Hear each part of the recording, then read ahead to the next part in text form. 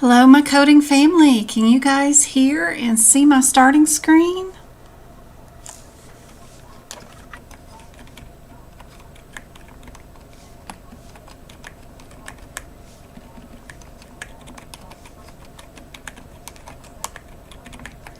How's everybody doing? Is there any echo? Do I have it flowing okay for right now?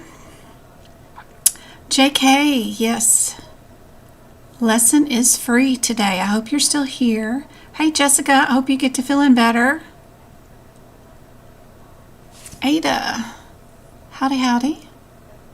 Chris, good to see you. Thanks for leveling up on the YouTube subscription.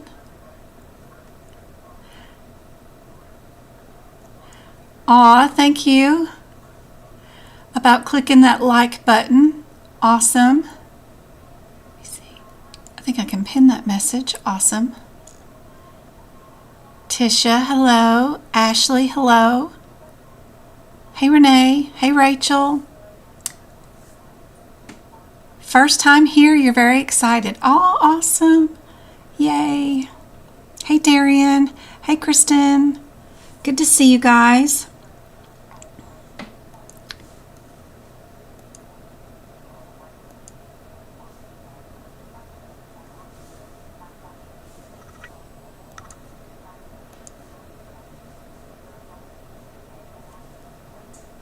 Just closing some windows here.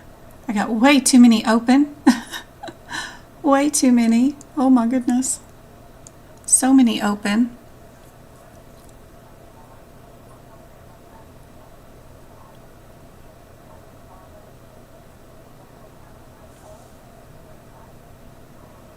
Bring up my Word document for tonight. All right. Any questions before we get started? Anybody struggling with a couple of codes or something? Hey, Yasmin, good to see you. How are you doing? It's been a little while. Hey, Zena. Hey, Roman. Hey, Amanda. Y'all let me know in chat what state or country you're texting from and you plan on taking your exam. Kristen, I wanted to let you know I passed my CPC test after I studied with you. Awesome. Thank you so much for coming back and letting me know that. That is great to hear. I hope I made it a little less stressful for you and did make a difference in your life by helping you out pass this exam for sure. Oh my gosh, that is exciting news that I made a difference in your life, made things a little easier. Hope you're doing okay, Yasmin. California, May 20th. Oh, she's in the throes of it. Month away. You're very welcome. I'm happy to have helped for sure. Indiana. Texas. You're taking your exam tomorrow, Ashley? Ooh, let me get you some good info. Let me go get my little sheet. Where's my little sheet?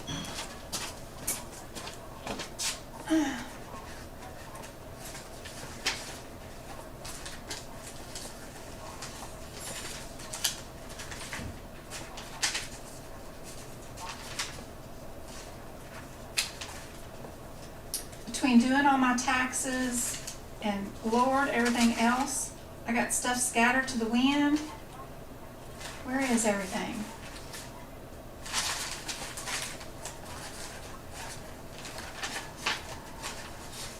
I'm such a procrastinator.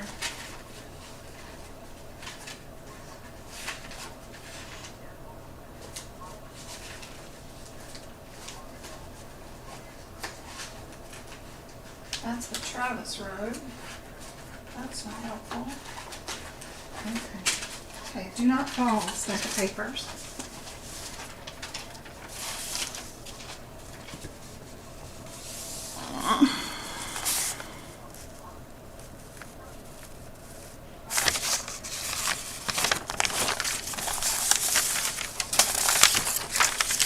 None of those are what I was looking for. Of course not.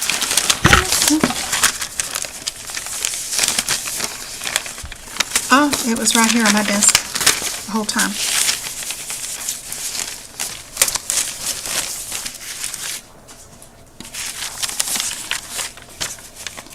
Let's see. Let me get over here to this Word document.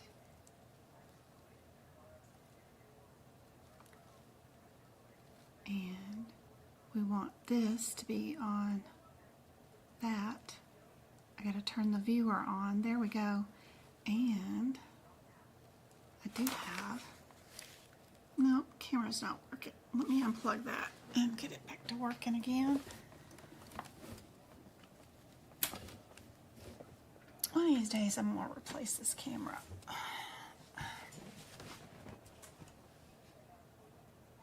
Nope, still doesn't help. Delete. Delete. And add video capture. Oh yeah. So, a few little things that might be helpful on the exam is knowing the definitions of a few of these terms, like this one, L-U-N-U-L-A. Be sure you know how to do what that is. Skene's gland, Warthone's tumor, OS, means opening of the cervix, not the eye thing.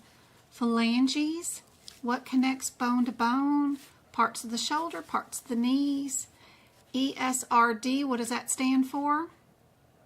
If you're in the 2023 book, page 368, 53, and know that the codes that should be on page 840 are actually on page 820. Things like that can be super helpful.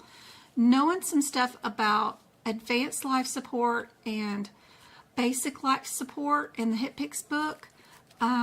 Short and long arm cast, whether the cast is fiberglass or plaster, super helpful. Electrodes being replaced in a cardio pacemaker. I have some practice exam questions tonight in this area.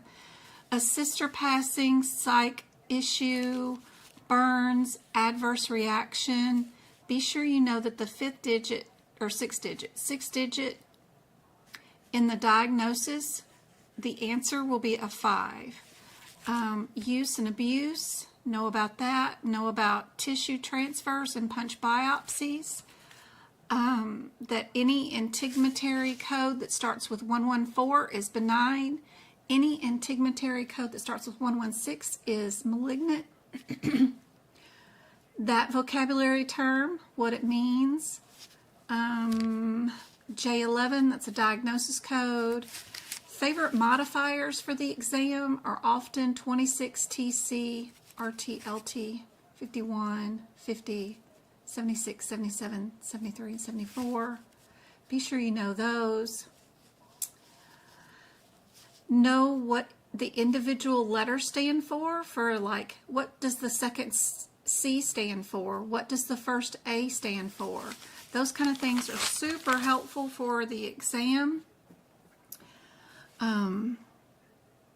Super quick little 25 things that for sure will be on the exam. Be sure you know something about them or where to find them in your book. Super helpful. The thing about the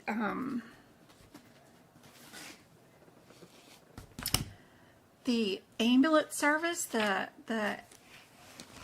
S's and H, it doesn't mean the modifier SH, which is in your HitPix book. They're talking about,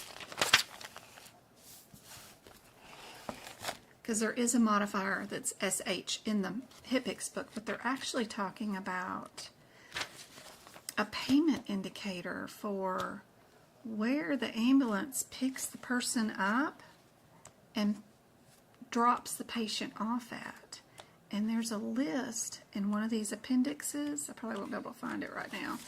But I just went over this in the last workshop that we did last Sunday. And there are drop-off and pick-up modifiers. I bet it's going to be in the anesthesia section, probably over there in the A's.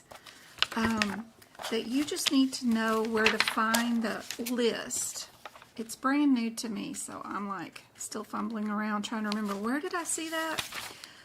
It's gonna be near these A codes, and it'll be at the very beginning of the ambulance codes, because it'll tell you that you pick them up at an emergency wreck where they had a wreck, or you pick them up at home and then you drop them off at the hospital, which is the H code. So be sure you know where those little codes are to find those. I think they're in here in the A section in the front of the HipPix book somewhere.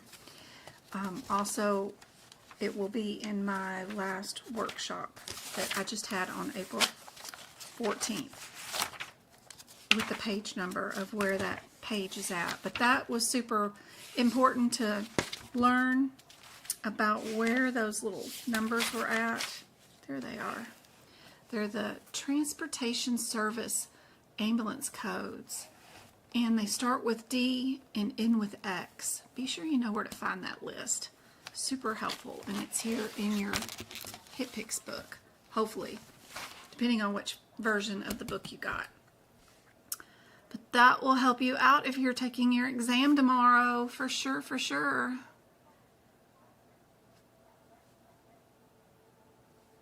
Thanks, Go-Kart. Let me get to our first thing for tonight, which is that matchy thing. I sent it to you guys in an email if you happen to be a member of my website. I did send this to you, and what we're going to do is find the problem that's on this list that would be considered a minimal problem, and then find the problem that would be self-limited or a minor problem. There's a difference between a minimal problem and a minor problem. Can you spot it here? So you guys get started. Think about what's going on in these and see if we can't match these up tonight while I catch up on chat and make sure I didn't miss anything. Be sure and let me know if you have any questions on any codes or anything that I can help out with tonight.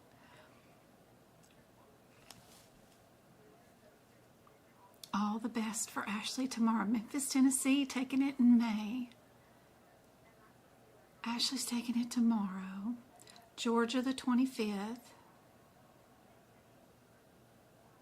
Minnesota, end of May. Illinois, New York. Hey, Maisha.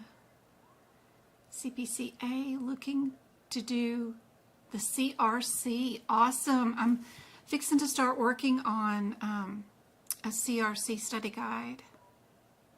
I got to finish the CPCO course. Then I can start taking the CRC course and get that study guide finished up. North Carolina, CPC in May. Do you get all your videos with any membership? Correct, Daniela. You can pick what level you want to purchase, which is totally up to you guys, whatever you want to spend to support the content. Yasmin. Any tips on passing? Sent to Christine's Way if she is still on. Waterman, Connecticut. Will there be any sessions that cover CRC? Absolutely. Yep. My next workshop, which is scheduled for May 5th, is going to include CRC, CPMA, and CPC. Surgical.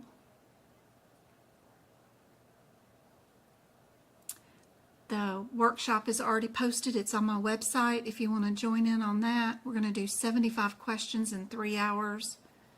It's up on my website at medicalcodingbyjen.com.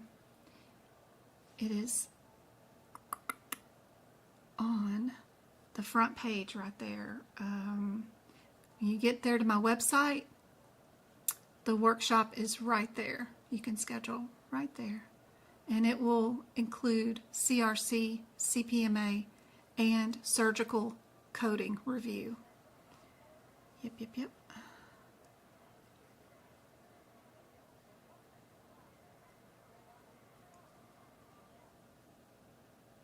2 weeks, CCS in Oregon. Awesome. Florida.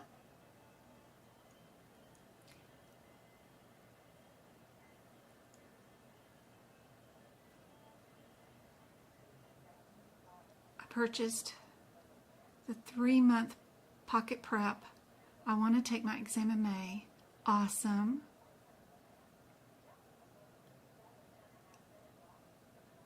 Awesome. Yeah, Discord. I have that on here too. Friend request. Hopefully you got into the Discord group. That's just one click away. But yeah, I have like, see right here, 168 messages. I mean, like if you're just trying to message me, all these, and there's 106 up here. So yeah, if you're trying to talk to me there, that would be very difficult because, I mean, even with TikTok, YouTube, Messenger, Facebook, Instagram, I've got messages everywhere and I can't get to everything because, you know, I still have the full-time job and the 3 kids and my mom to take care of. But if you just need to get inside of our study group so that you can get access to all of our free exam prep question rooms, today I was posting in the compliance and regulatory room. I posted all the entities of every site that makes a law or regulation and the guideline links that they develop in this room, which is kind of cool. Anyway, I was proud of it. But if you want access to our Discord group, all you have to do is click in the YouTube bio if you wanted to, or since you're already here in YouTube, on my website at Medical Coding by Jen. If you just go to the social media links tab page right here and you click this join now button, it says join now. Just click that and it'll toss you right into our Discord group automatically, and you don't have to wait on me to approve you or anything. It'll toss you right on in there. So that's super helpful. And if you're at the YouTube page, right there, there's a drop-down menu with the Discord link right here too, and we can post that in chat here too. While we're here. But having conversations with me, girl, I'm just one person and I got thousands of people reaching out. I wish I could individually, you know, help everybody, but there's just no way. No way. Lacey has become a member. Wow, you've got my attention and we're here chatting on a live video is the best place to ask questions and get my attention and get your help that you want. So, post away. Interested in obtaining another certificate, maybe a CRC. That's right. That's awesome, Darianne? Is it Darianne? Anyway, perfect. CRC is highly sought after by employers for sure. Somebody thought something looks super familiar. Thanks, Jessica. CCS doing it next. Awesome. Onward to inpatient. Monday the 22nd, Deborah. Best of luck. Ashley's doing hers tomorrow. COC on Saturday. Nikki, did you hear my big old spiel about COC yesterday? I went on and on about COC and what the best things to do for it. Trying to join Discord group. Okay. I didn't know that you could take the CCS before the CC. Ah. You're nervous. It looks hard. Yeah, CCS is harder than CPC, I think. Lacey, I hope that subscription and bonus material on YouTube helps you out a whole bunch. The individual book prep videos are super helpful if you're confused about my medical coding notes. they kind of go with the notes. Super helpful for that. Also, the workshops, invaluable. I wish I'd had those when I was preparing for this exam. 75 questions gone over and done in real time. It's awesome. Perfect. Plus the duck classes are great. Yes, Go-Kart and Twinkle are all in there. And they can help you out in the Discord group too, for sure. All right, let's get to talking about our minimal problem. Did y'all find what number this one should be? Did y'all put in chat what number we're going to be? Or if you're at the self-limited minor problem, do you know what letter we're going to be over there? Should have drew out some lines over here. Anybody got any guesses as to which ones are which?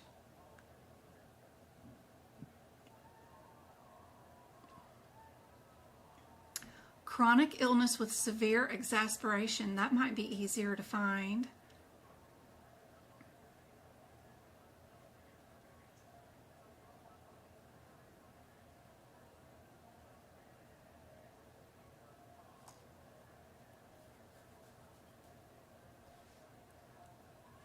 One D, patient with a sprained ankle, minor problem.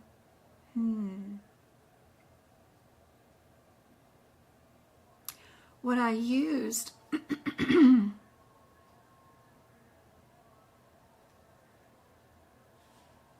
I show this off? Let me see.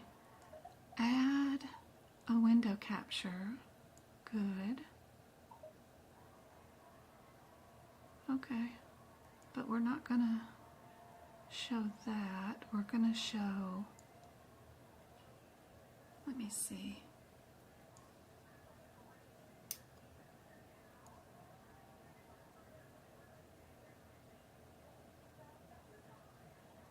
Here, sorta. Okay. COC, people just, I'm flipping around from subject to subject. Be sure you have every code that's marked up in your book different. If your procedure is infra, supra, posterior, anteriorly, lateral, medial, proximal, distal, wherever in your book, boy, this marking up the differences will help you greatly on your COC. This is where I got this info from, is the E&M audit sheet from AAPC.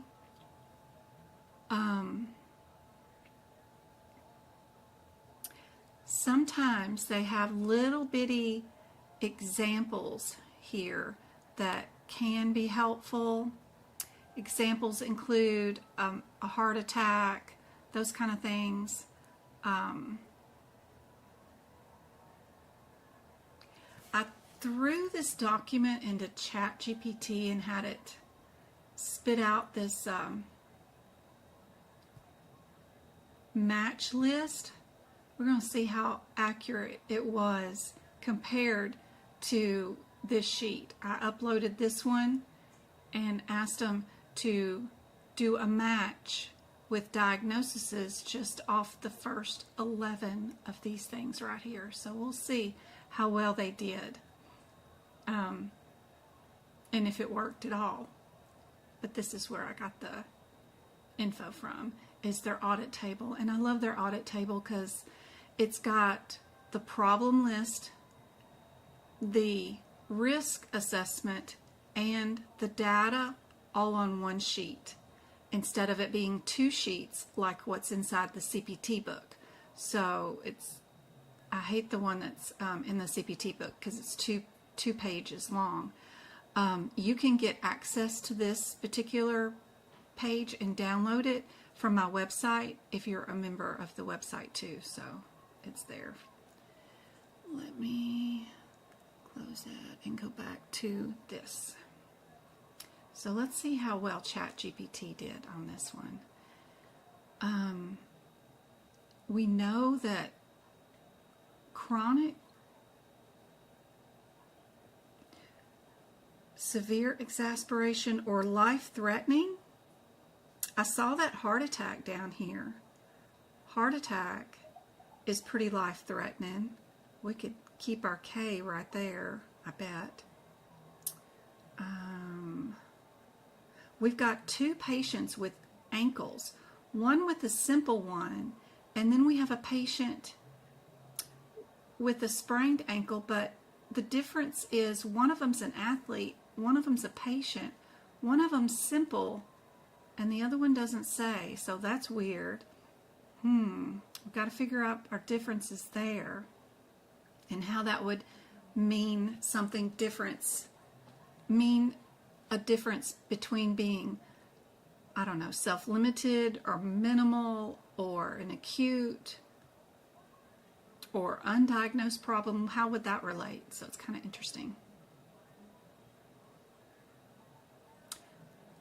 Diabetic with new onset of renal failure.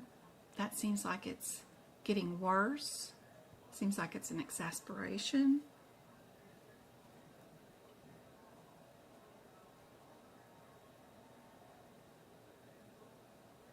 What do you guys think? I got Nikki saying 1. Where was that other list with the lateral, posterior, etc.? Melissa, are you talking about the one that I showed on the screen? If that's what you're asking about, it is in one of my books that I'm studying for a PhD in auditing, and it comes from a publisher from who's the publisher? Press Books from UWF EDU.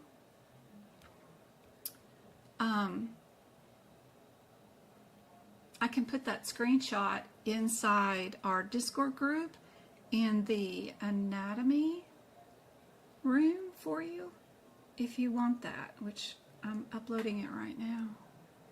They were screenshots. Screenshot. Yep. All right. It's posted in our Discord under the anatomy tab. That full list of anterior, posterior, all the way down to deep, if you want it.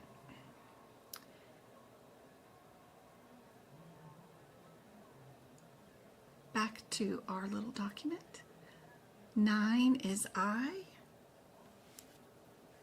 Acute uncomplicated injury. Construction worker. Acute complicated injury sounds like a construction worker because, yeah, it would be complicated by workman's comp for sure. Chronic exasperation with severe exasperation. I wonder if that's J. For the new onset of renal failure, would they consider that severe?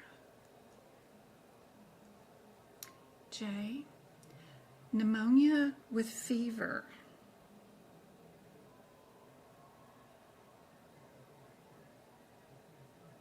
Is that our acute illness with symptoms? Because we've got an acute illness, which is pneumonia, right?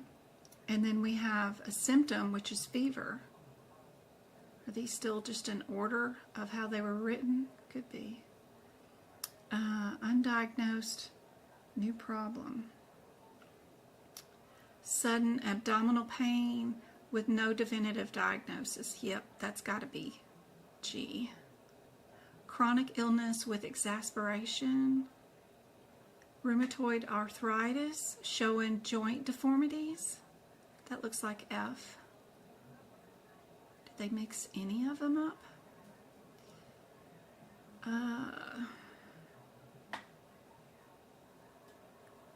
Stable acute illness. We did that one. Did we do G? We did G. Elder patient with stable angina. E.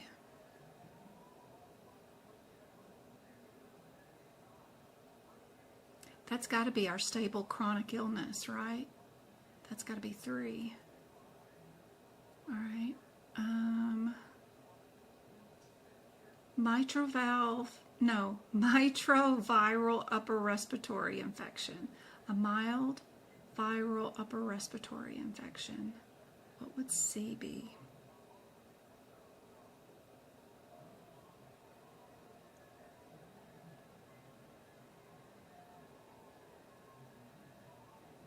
Acute illness, maybe?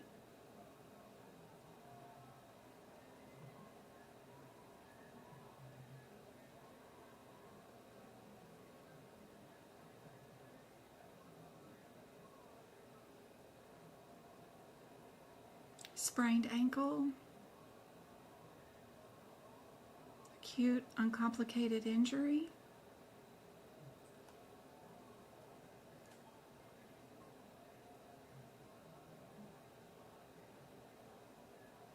and then we just do A and B here. A and B.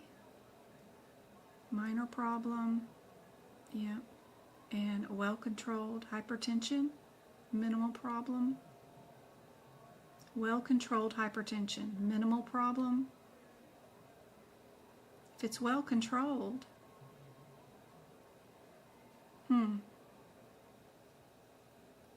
let's see what ChatGPT said. They said A, B, then E, and D. A, B, E, and D, yep.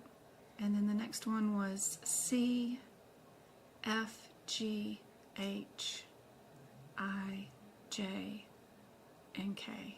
Yeah, I think I got that, but very interesting.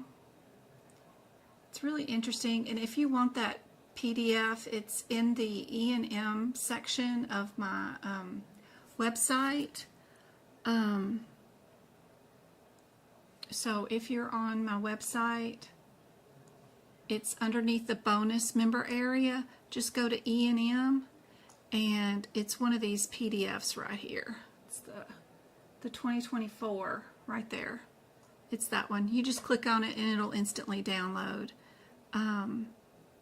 It's pretty cool, but I got a lot of little stuff over there that you get extra with all those practice exam questions. Oh my gosh, in that bonus area. There's a million of them.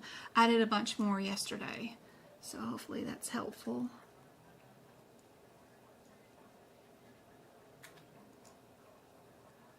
All right, on to practice exam questions. Let's do a play around first and see what would we pick as this one's answer if we did the process of looking for similarities, irregularities, and just did the process of elimination. What do you think the answer would be just based off looking at the numbers? This has 3 procedures, this one has 4, this one has 2, and this one has 2. If I was looking at these, I would like, of course, A and B. And then the only difference is, would we need radiology for that?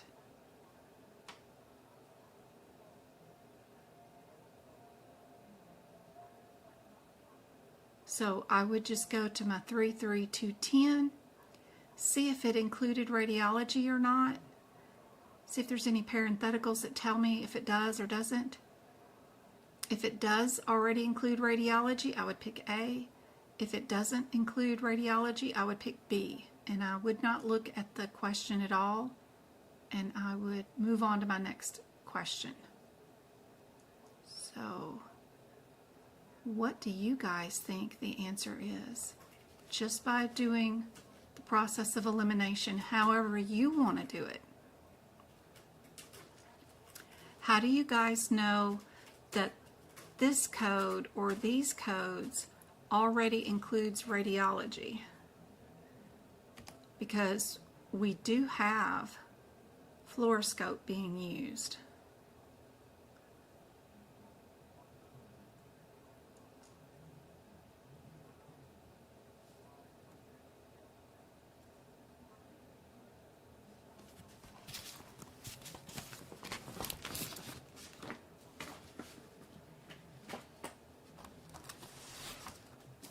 besides having my notes that tell you that radiology is already included in that code, where would you find it if you didn't have my notes? Because it happens to not be in the parentheticals that are next to the codes, I don't believe. 33210. 33210.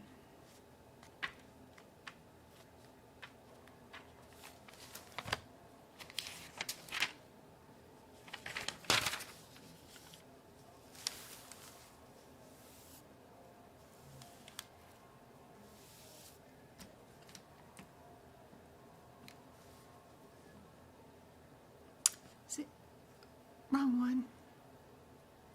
If we come to 33210, it doesn't say anything about radiology, and the picture of it doesn't either. How do you know? I love the new artwork this year. They haven't changed the artwork in CPT in decades, and they finally updated it, a lot of the pictures this year, and I'm loving it.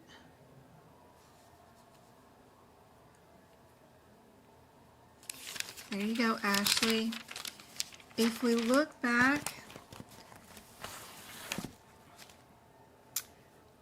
I did it again, sorry. Right here is this paragraph. It says that radiological supervision and interpretation is included in all these codes, and there's a dash in between there. So from 33206 to 33249, all those codes already include these. If you don't go code by code by code and actually put that down, you may not know, because it's not noted next to the codes. It's super helpful to take anything that tells you something like this and move it to the individual codes. You've got quite a bit of other little codes that are individual that you need to make sure to add that to your notes per code. Sorry, I keep doing that.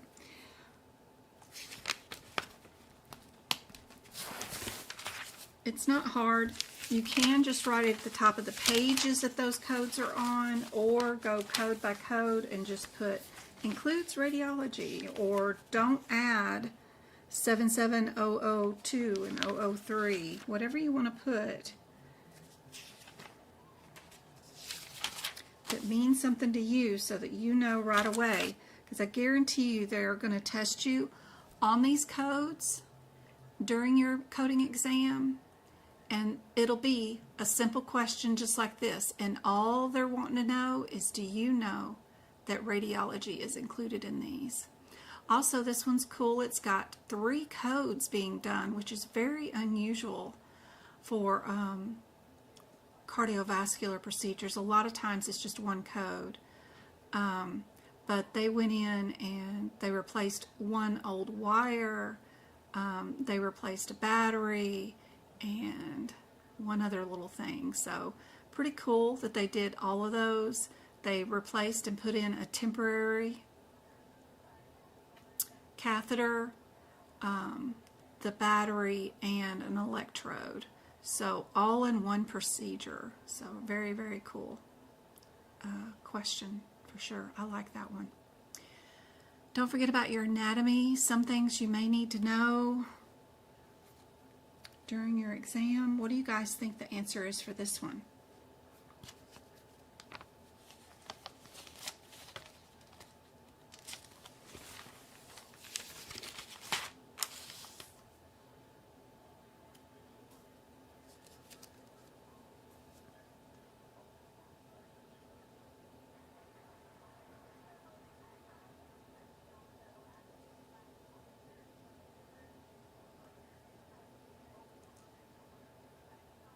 Did you find it in the 2023 book? Awesome, Estella. Perfect.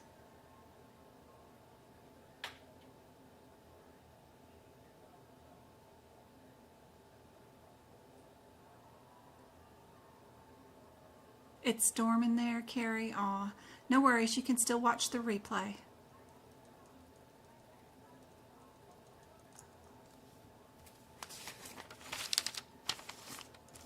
Yes, D is your correct answer. Perfect, good job.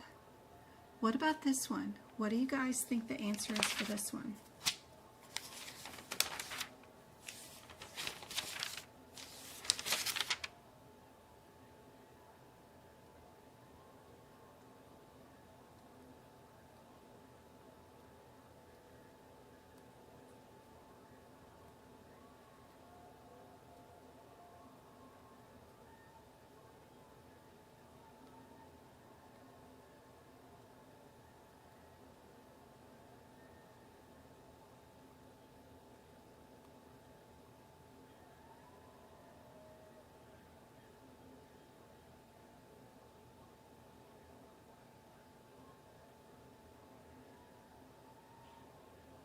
If you did the process of elimination, you'd look up the difference between A and D, start out with the same one, so does B and C.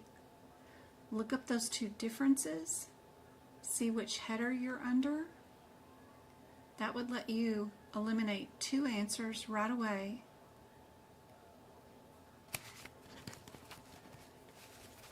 Then you just need to know, did you do 3 procedures plus a radiology?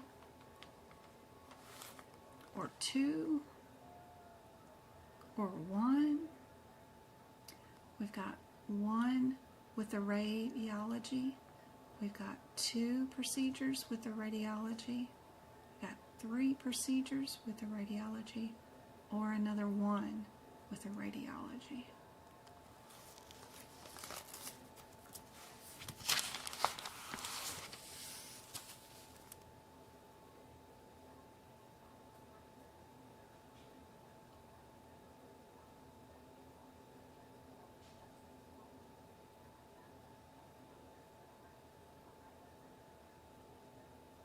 Modifiers can help you guys out too during these coding exam.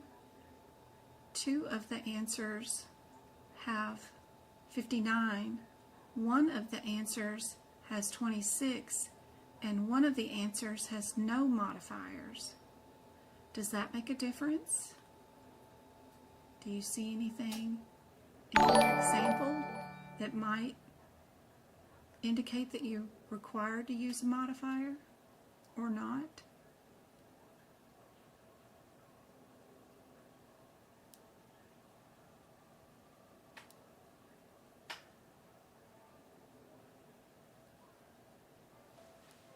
Hey, Marianne, you passed. Is that what she's saying? Stick with Jen. You will pass the CPC for sure. Aw, thank you, thank you, thank you. That's awesome. Congratulations, Marianne.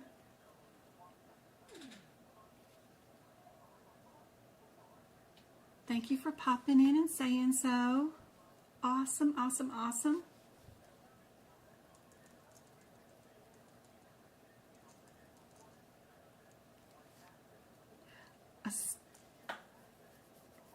I still don't see a correct answer in chat for this one.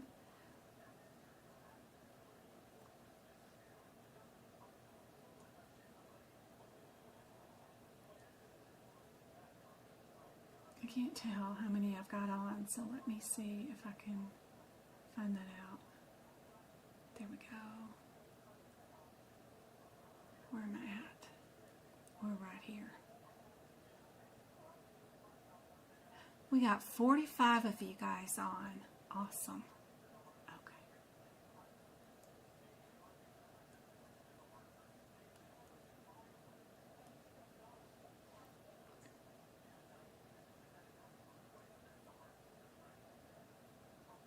There you go.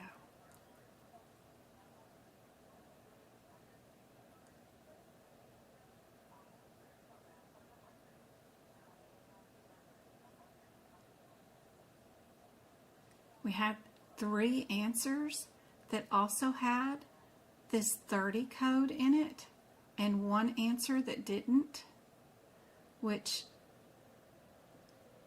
even if you're doing the process of elimination, when I found out that I needed to eliminate B and C, the only difference was that radiology code, and the radiology code that I needed happened to be in the ones that we threw away. So I could have picked A as my answer without looking at a word of the question if I only used the process of elimination and looking for similarities.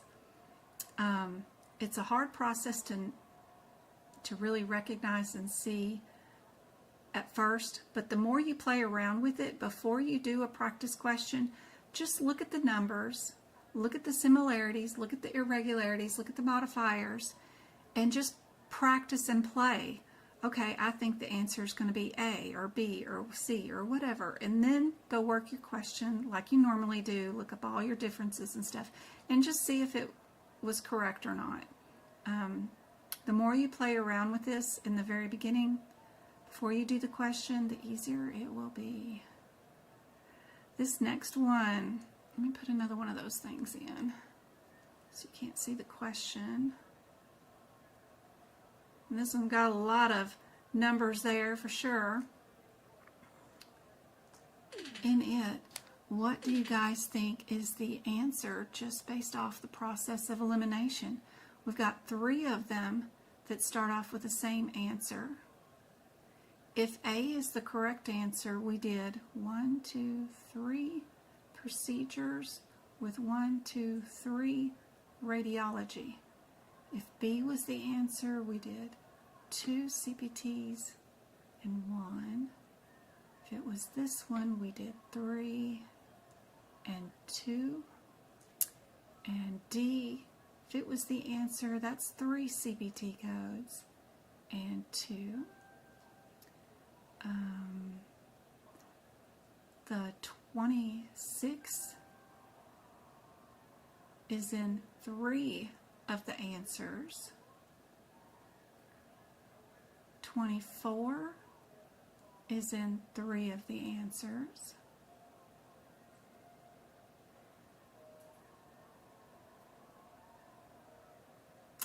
Would we see 15 and 15 written again and then written again?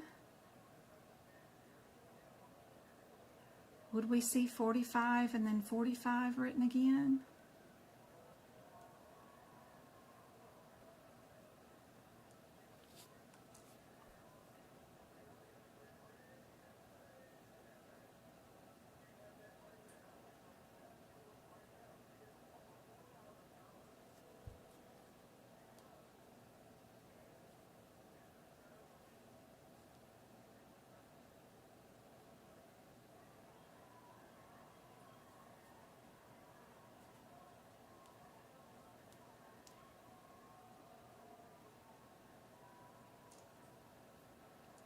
Let me take this away.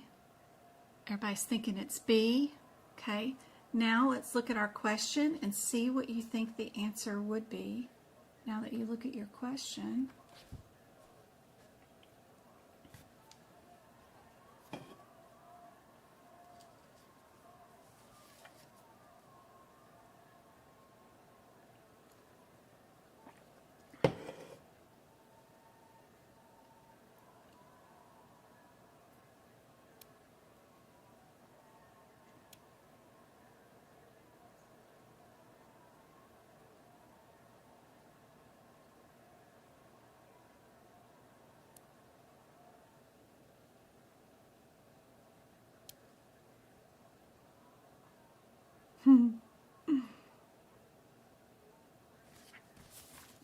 Look at my book here.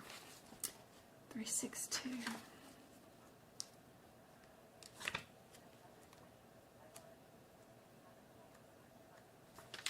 .362.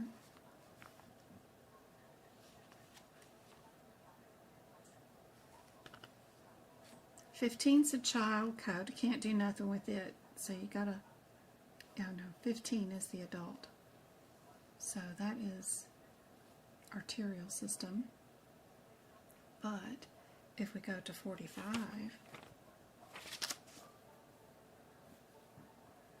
that's selective catheter.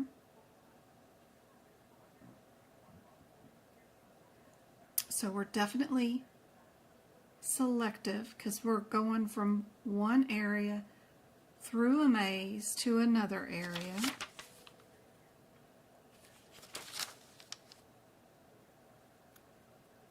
What body part are we in?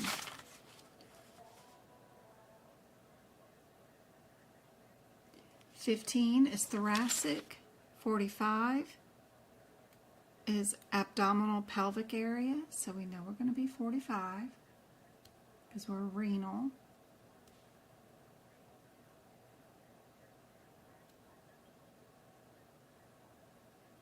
So you know A is not a possibility. So you know you're going to repeat or not repeat. Are you going to repeat and stay in the 45 or the 48? 48 is each additional second order, third order. So a lot of this is sort of helpful if you look at Appendix L, if you have time. Really, you don't have a lot of time in the online exam. We have a lot of time here. And we can do this kind of thing, but look at our Appendix L. And if we look for the right and left renal, then you look for the superior mesenteric artery. You can see whether you are, what your differences are, whether you're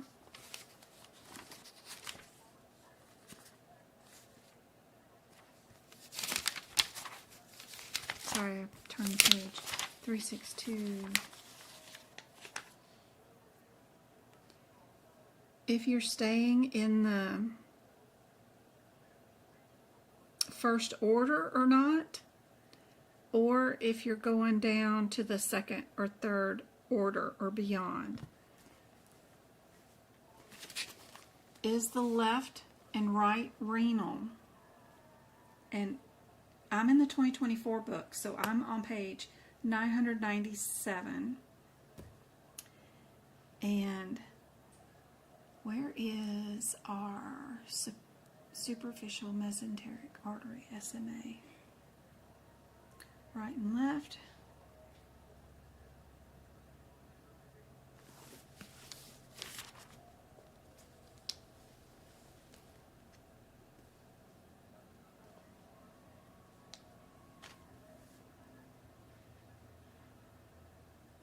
See a thing. It's starting to get dark here.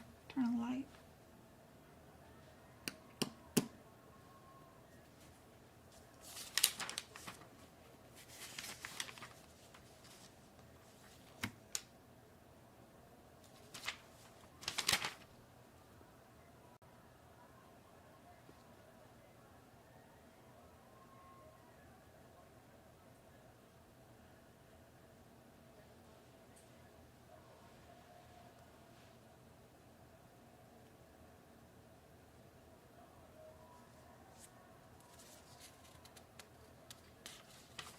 So word search. You guys finding it?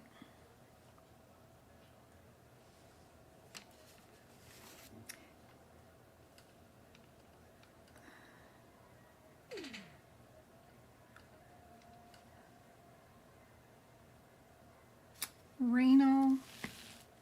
We're going to be renal.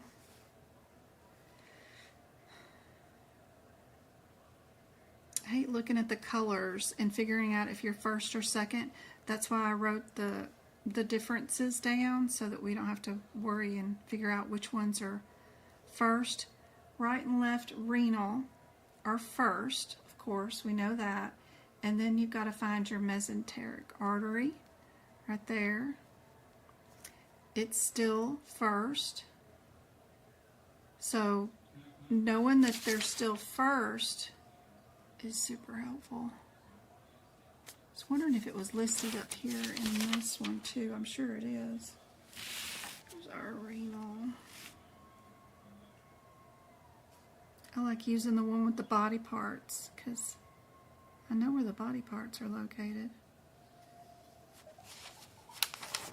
Looks like we're staying in just the first order. We're not going down to anything that's second order, because that doesn't happen till iliac or we get up into the suprarenal or splenic areas, and those turn into second, third, or beyond.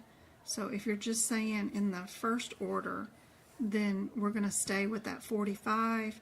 If we end up in iliac region, then we're going to add the 48 code. Does that make sense, guys? It's just wanting to know, are you staying in here in these first areas, or if you're moving to the second order of these little branches that they color code so lovely here. Does that help? I don't know. They're both in the first order right next to each other, correct?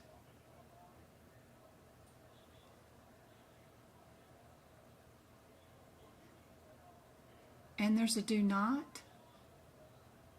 Awesome.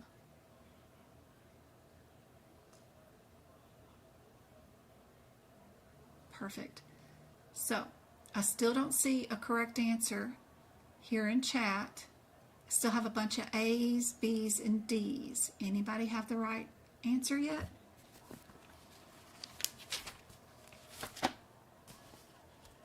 Three, 6, 2. Back over there. You can see the do nots.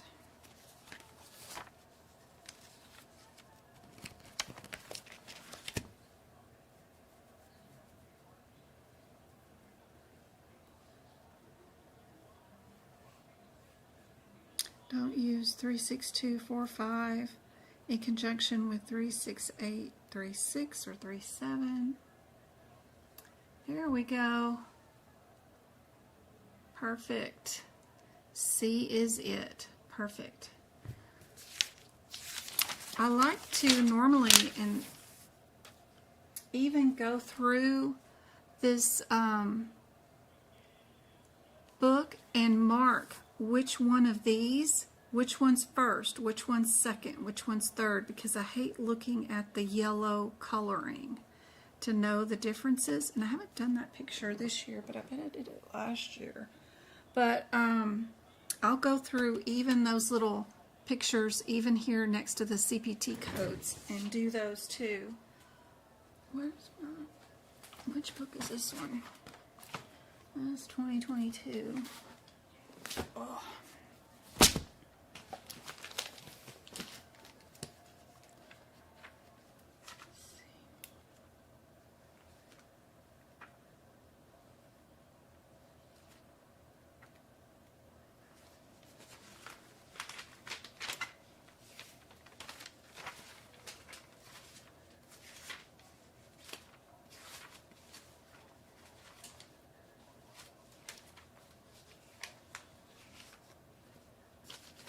Why in the Lordy Lord am I in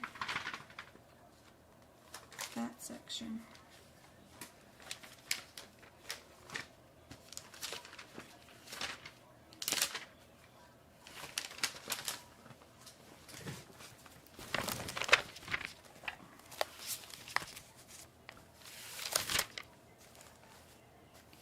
Three, 6, 2.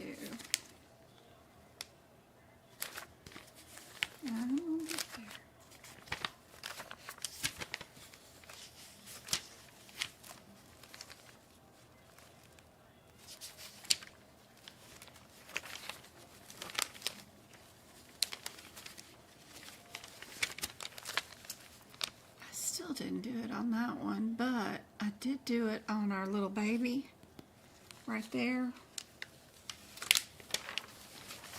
I just always skipped, for some reason, that picture. I didn't do it there either, but I need to get that one done. So super cool. Irregardless, just doing that ahead of time, it's good practice to try to pick out and see which ones are secondary third and that kind of stuff. It is very helpful, I think, because then if you get asked anything about the subclavian, axillary, or cephalic veins, or superior vena cava, you're going to know exactly which ones they are and if they're on the same order or not, if you go on and do up your pictures. So, pretty cool. Pretty cool, pretty cool, pretty cool, I think. But I need to do that picture. I haven't never done that one. Wrong one. This one. Here's our rationale for that one.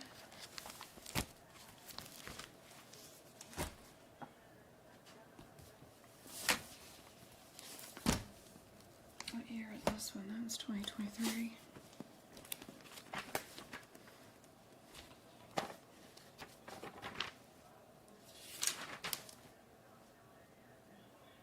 Next one.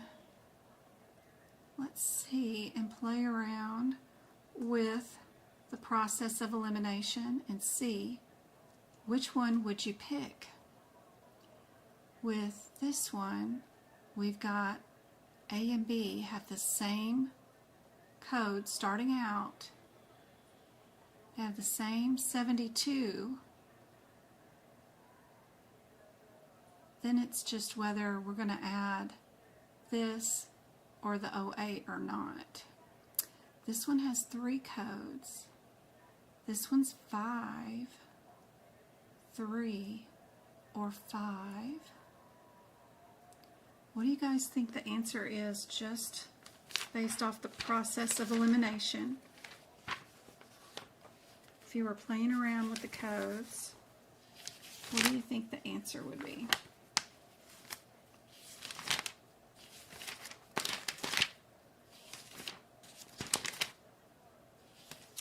Three, 6, 2, 2, 2, and 2, 2, 3 were recently on somebody's exam, I believe. So was the 24 and 25.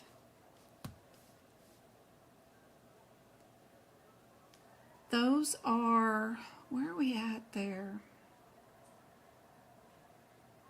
Cervical,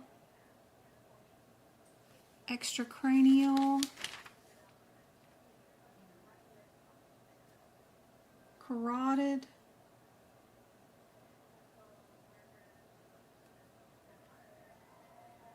so be sure you do know those neck areas. Yeah. Those 4 codes might be important on the exam.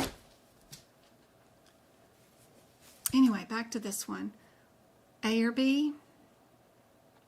Would it be a difference between 3 codes or 4 codes? 5 codes, good gracious. That's a lot of codes.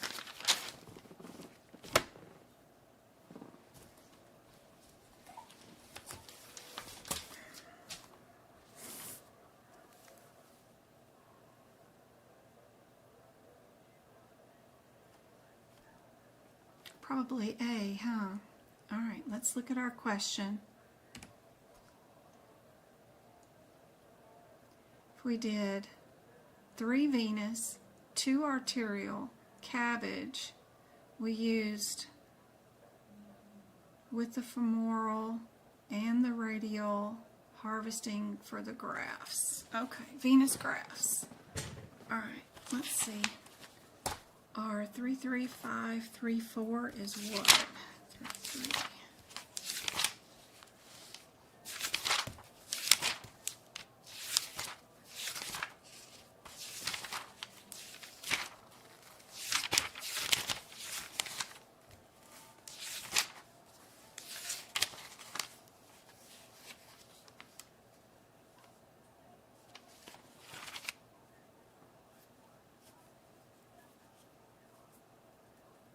Are we doing an arterial graft with an arterial bypass?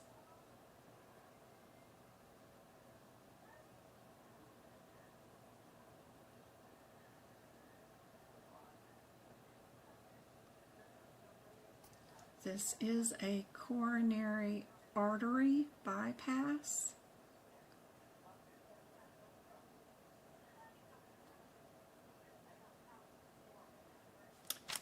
Then we have 3 Venus.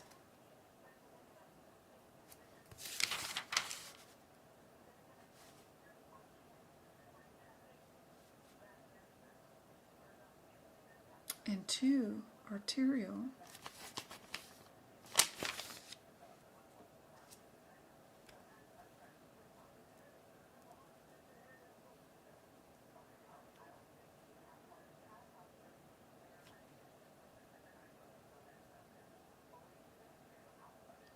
It's in all 4 answers. The 72 is.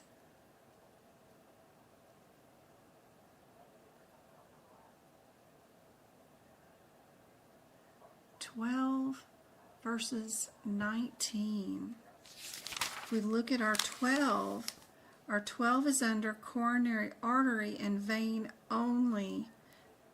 Venous grafts. This is vein only.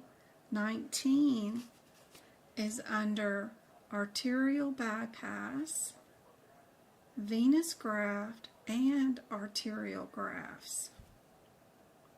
This one's combo.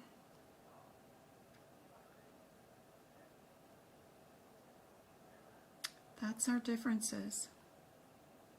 Vein only grafts or vein and artery. What do you guys think the answer is?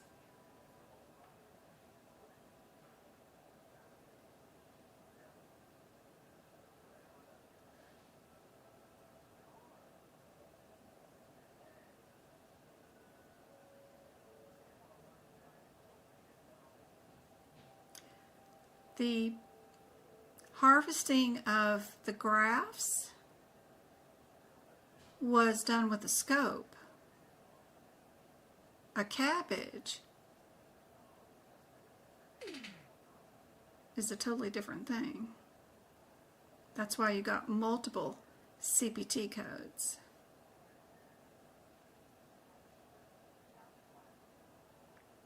This is just for the grafts.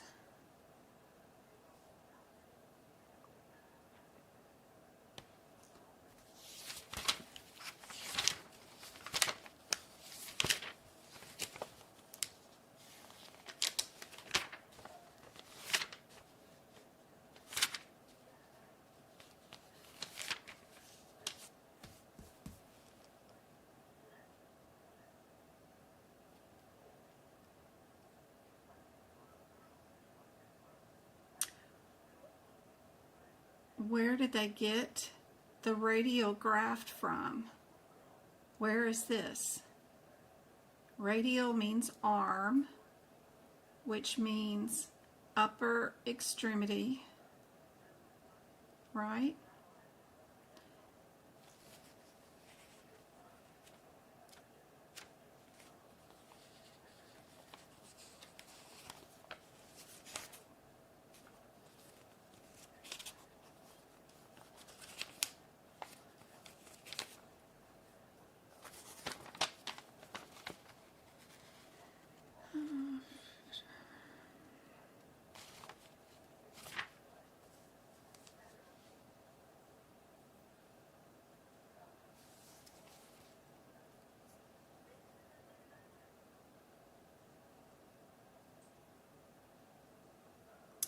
Our endoscope,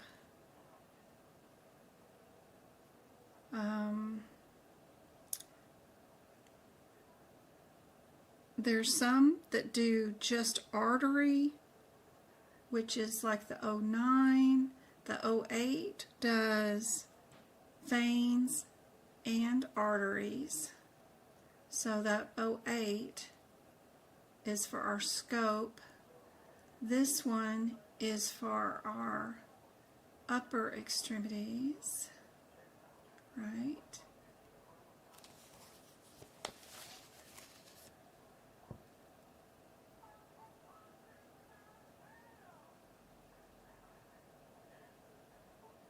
Indeed.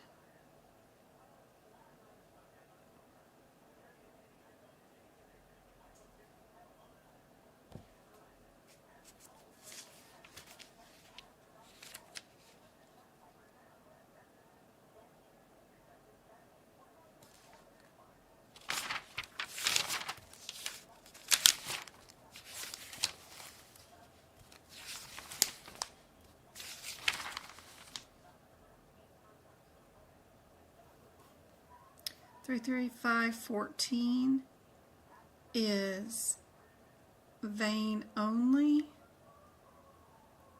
Not that. 33533. This is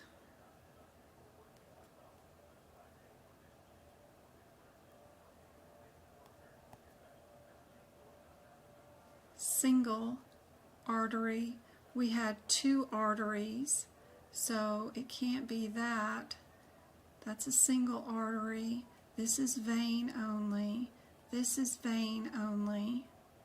If you know nothing else but just the cabbage part of it, you know that you can't be 3-3 because it's single artery and you have two. 33514 is for vein only, and so is the 33512 is for vein only. So that gets rid of that. That leaves your only answer as B.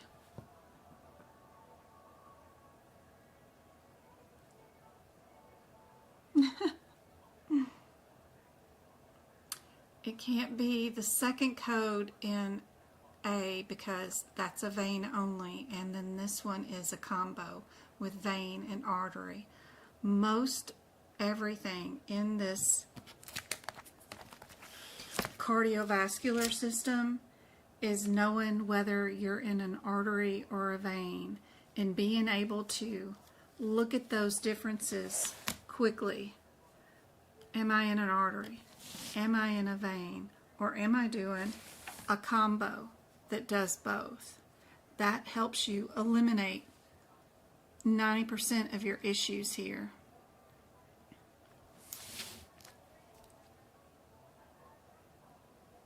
So even just taking all of this away, and I looked up these codes. This one is a single artery for the 3-3, and you know you did two artery. The 33514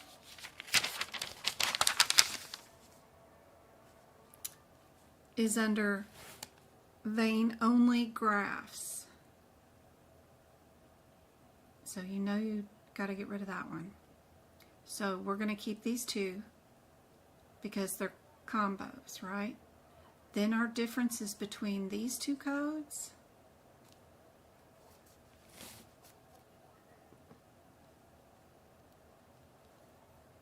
is that this one is vein only and this one's combo. It does artery and vein. And you know you did artery and vein. Eliminate that one, and with just those sets of codes that I only looked up, I looked up the differences between these three codes and then these two, and was able to pick out the answer as B. Don't worry about verifying that everything else is 100% correct. If you've eliminated A is a possible answer and C and D, stop looking because you've got to keep moving during this exam. But this one of them pays for the scope, and then the other one pays for the grafting of the arteries in the arm, upper extremities, or whatever. So I don't know. Here's the rationale that goes with that. Your purpose during this coding exam is to find the correct answer and move. Keep it moving, keep it moving. Don't waste time verifying you really did find the correct answer. If you've eliminated some, then trust your process of elimination and move it on. Keep it going, keep it going.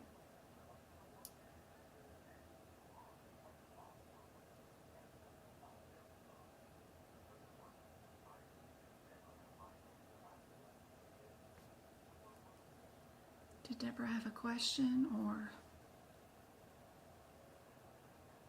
are you okay, Ada?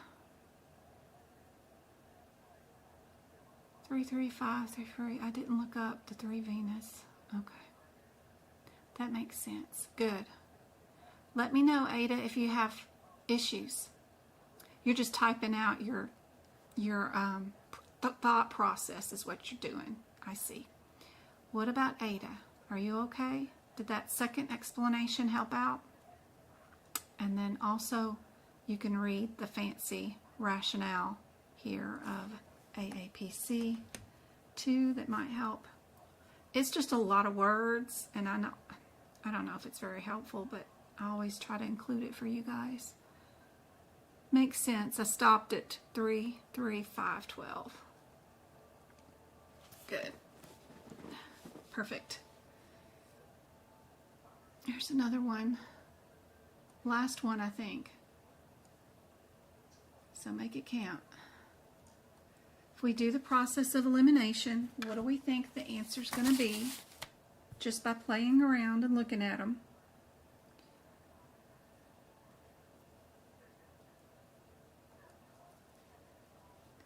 This one has 2 to 1, 2 to 2. I'm just dividing how many radiologies and how many CPTs.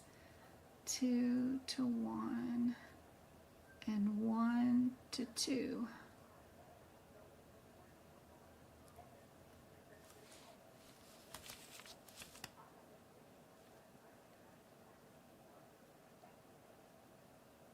Oh, you changed it. You second guessed yourself. Don't ever do that. Ooh.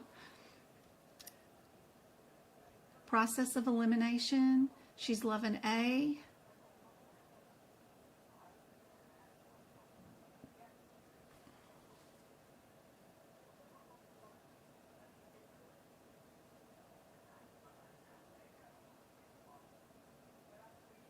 We got 2-5 and 2-5. We got 16, 16, and 16. And a weirdo 30. 45 and 45 again. So if it is 45 and 45, then we stayed on the first order, right? So that ought to be pretty simple. Okay.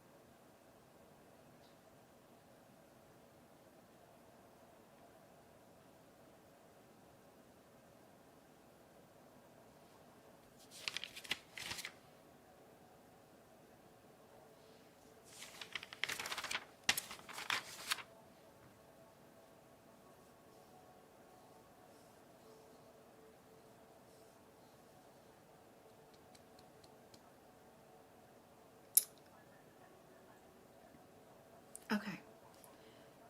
So no one's got the right answer for this one either.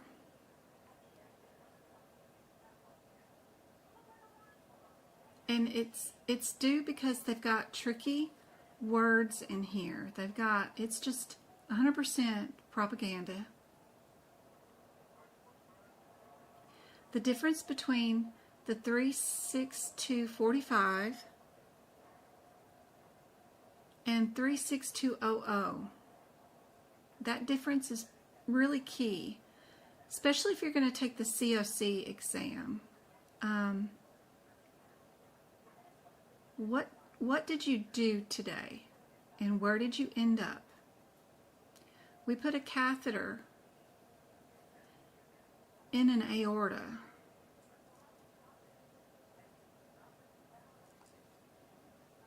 We didn't go from one temporal artery maybe down to a carotid artery. That's selective catheter placement. When we start from one location and we move through the tree of labyrinth of different arteries. Like in the ones before, we were moving from this one to this one, you know, different ones. This particular example, we landed at the aorta. We're still there. We didn't, I know it says renal and whatever here, but all we did was place a catheter in the aorta, and we injected whatever, dye or whatever, for these radiology things to happen. We were just looking at to see if they were corrupt, right? We didn't actually enter into them with the catheter. We just sent stuff, radiographic stuff that way to check for narrowing of all of these, right? Yes, very, very difficult one. Very, very difficult. The wording on this one is incredibly difficult, but you can see it after it's pointed out that you didn't actually go into things that would be listed like how they're listed here. You know, these things are first order, second order type things. Oops. What they have listed here isn't first order, second order stuff. And we're only looking for narrowing, and they do that with radiology and dyes, right? That's all we're doing. So we didn't enter in. We didn't thread that catheter into all these areas. Yeah. We just did this bifurcation, whatever. And so when you see that word with stenosis, know that you're going to be at that 36200. Be sure and put bifurcation near that 36200 and stenosis near there, so that if you see a question like this one again, you'll know we're not threading down through the levels. We're just looking for narrowing of the arteries and stuff with x-rays. Yep. We just introduced a catheter is all we did. We didn't thread down through it. Yes. Whew. I don't know if I explained that easier or better, but hopefully that does a better explanation than this rationale does.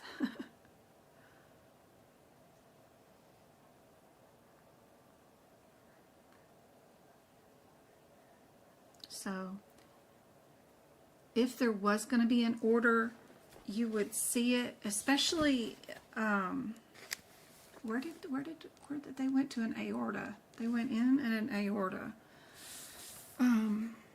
So, where's my camera?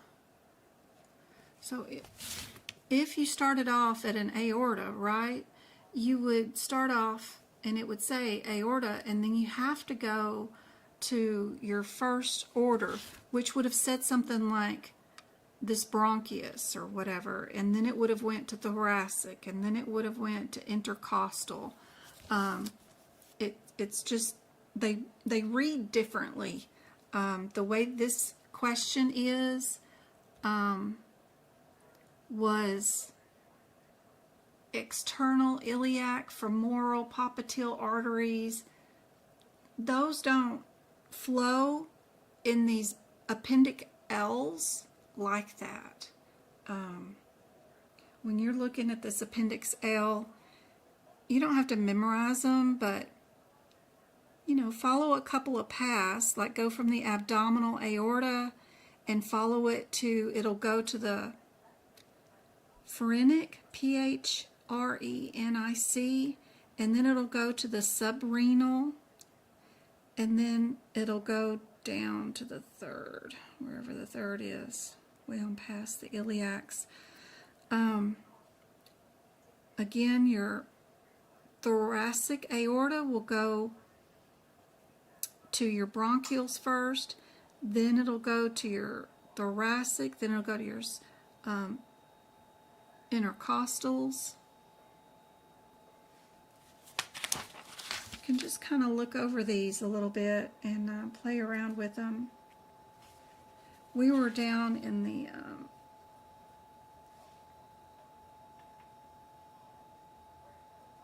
renal area.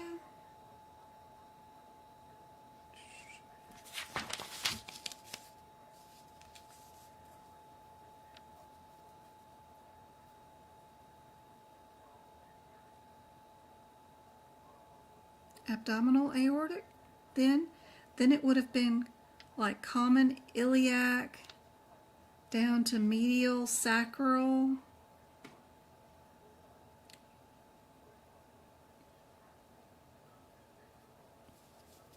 anyway, hopefully just putting down that bifurcation and knowing that when they're looking for stenosis that you're not actually threading through there.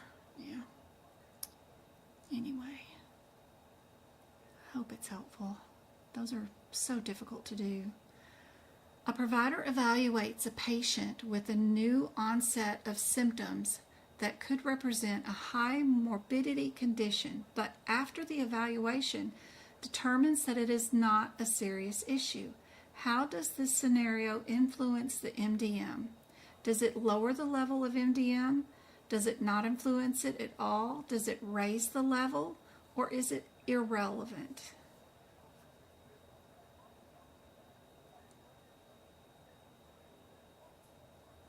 Yes, go-kart, we can do some more. There was more cardiovascular that I found today, questions like this, but I thought doing the 5 that we already did, I figured our brains would be mush by then. But yeah, I got some more that I can do, absolutely. We'll be back again on Tuesday on YouTube. I'll be back on TikTok on Monday. I'm going to try to finish this CPCO course this weekend so I can finish that off my plate and get the CRC program class started so that I can help out those people that are taking their CRC exam. It's one of the ones that I get asked the most. Do you have any helpful tips and tricks on that one? So I need to start that course. Hey Diana, good to see you.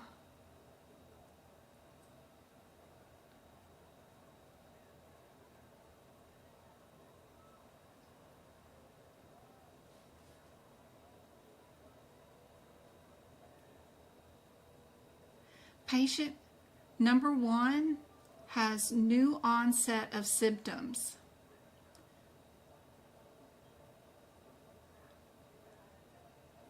And in other people, they do have a high morbidity.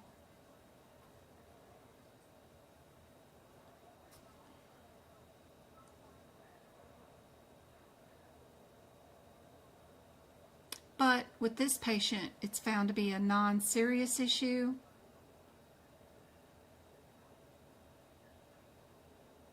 Does it lower, not influence at all, raise the MDM, or irrelevant? It does raise the MDM due to potential high morbidity of condition. The presenting problems that are likely to represent a high morbidity condition may increase the complexity and risk to the MDM, even if the ultimate diagnosis is not a high morbidity one. It still raises the level of MDM, in part by the need for extensive evaluation, and you're going to have to continue watching for this condition, right? Even the physician considering doing a CT scan and then ultimately decides not to do one, that still raises your data level up on MDM for that particular component of MDM. Just like with this particular situation, we found a diagnosis. Travis, I can't right now.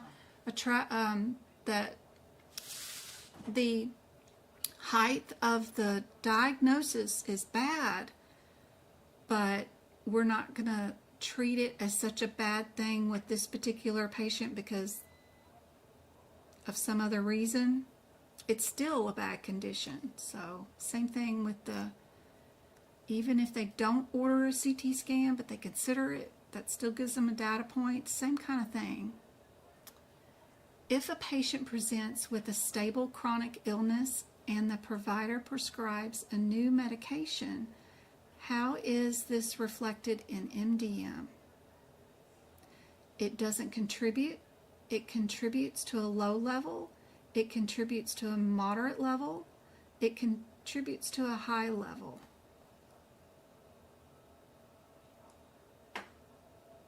I miss you too, Diana. It's so good to see you. How are you doing?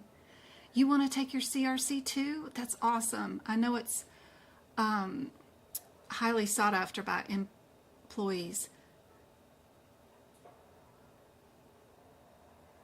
Yes, the class I have for Sundays is very, very, very good for CPC. Absolutely.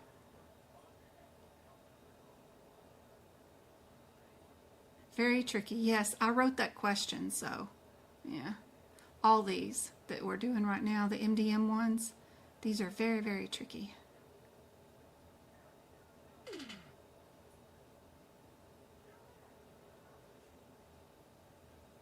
C is correct. It is going to contribute to the prescription drug management. Good job.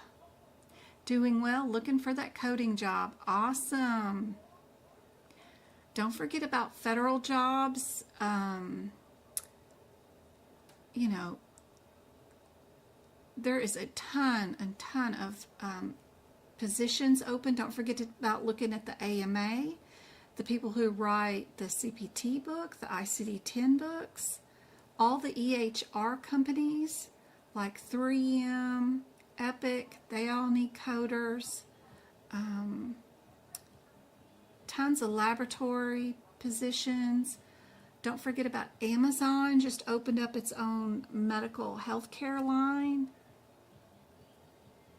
And be sure to update that resume with every application you submit. Next question, a provider orders an x-ray and a urine test during an encounter. According to the E&M guidelines, what level of data does this represent in the MDM? Is it minimal because each test is simple? Is it limited because only 2 tests are ordered?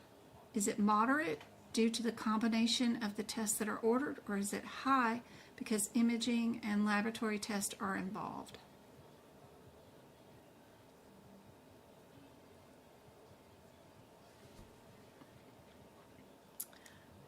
I just posted inside our Discord group every single one of the legislative entities that write up compliance and regulatory laws inside our compliance and regulatory room.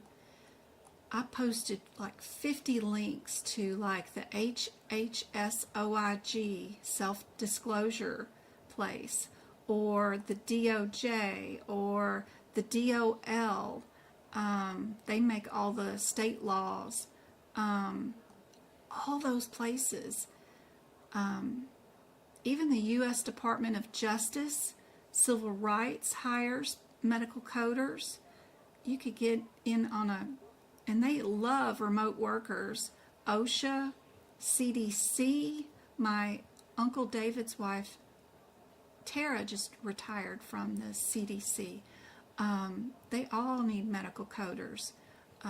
The GPO, even fire and protection, they use CPT codes. CMS hires the CLIA, state survey agencies, all hire coders.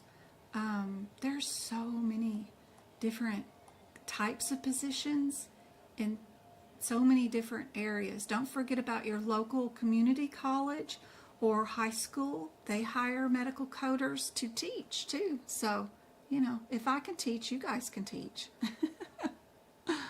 Absolutely. What page is this on?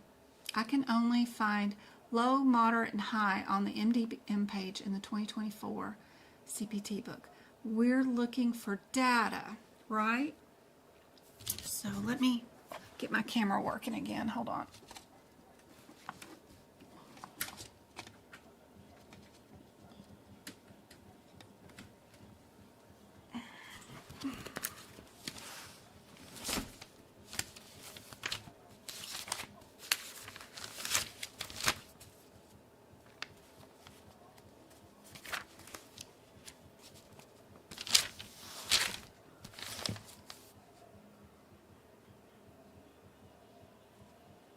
Oh, camera, I unplugged you. Why are you? I gotta delete that camera and restart it again. Hold on. Okay. Delete, delete. Delete. Delete. Add. Video. Okay.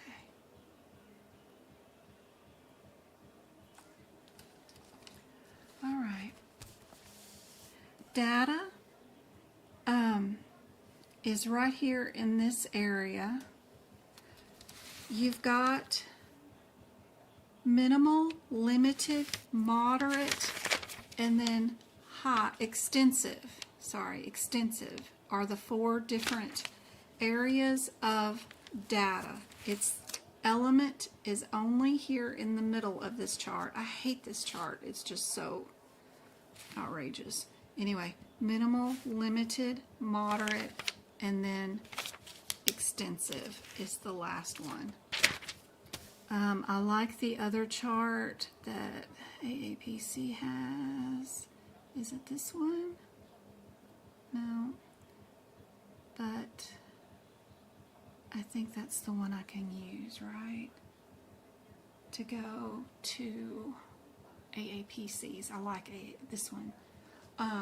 That has the data here, which I love, love, love this. Look, this down here, if you have one test and one interpretation for like an x-ray or something, it tells you what the data level is right there, moderate.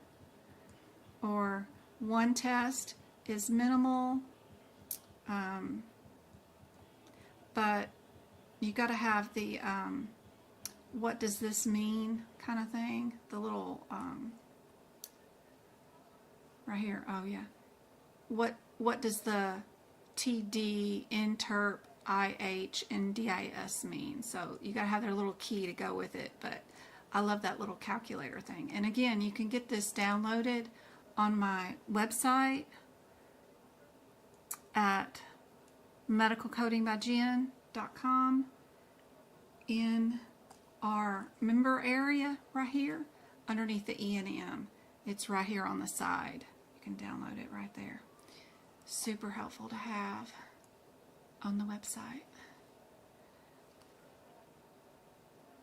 But for this particular question,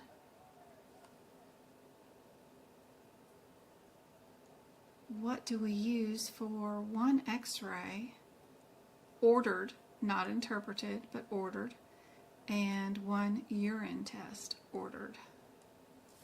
What would we be?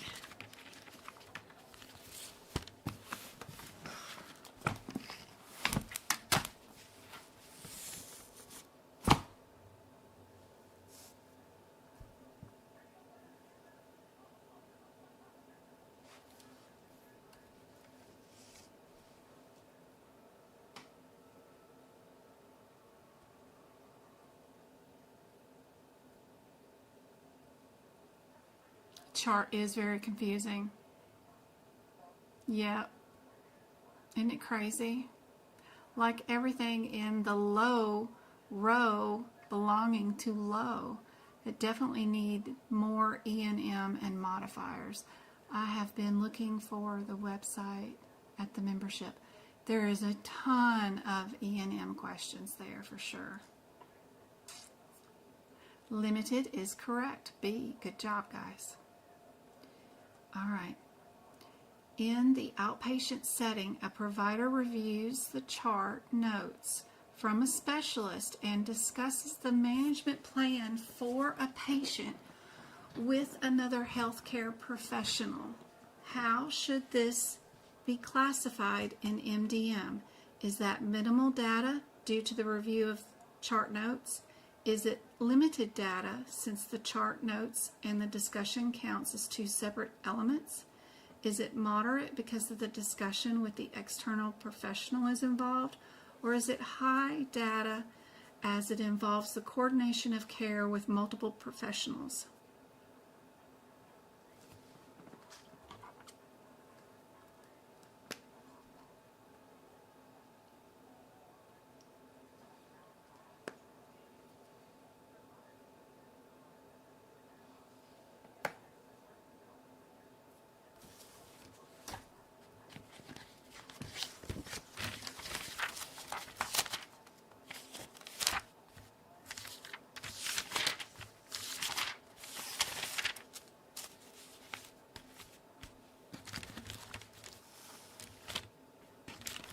Okay, previous question, guys. Previous question.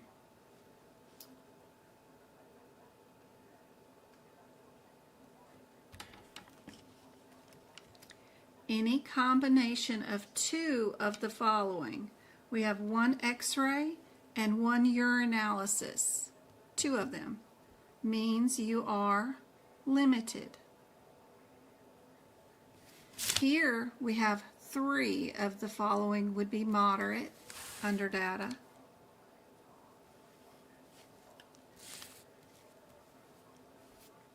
Does that help?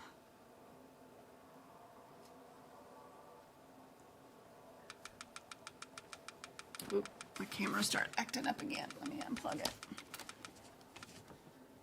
Okay.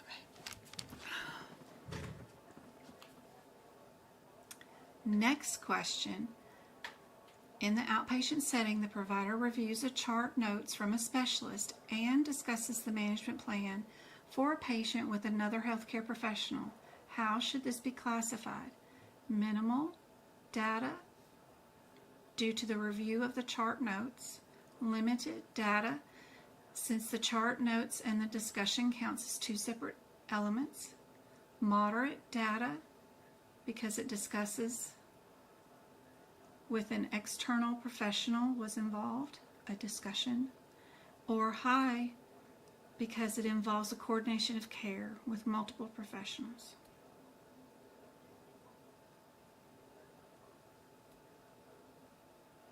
Did that help, Mary Ann?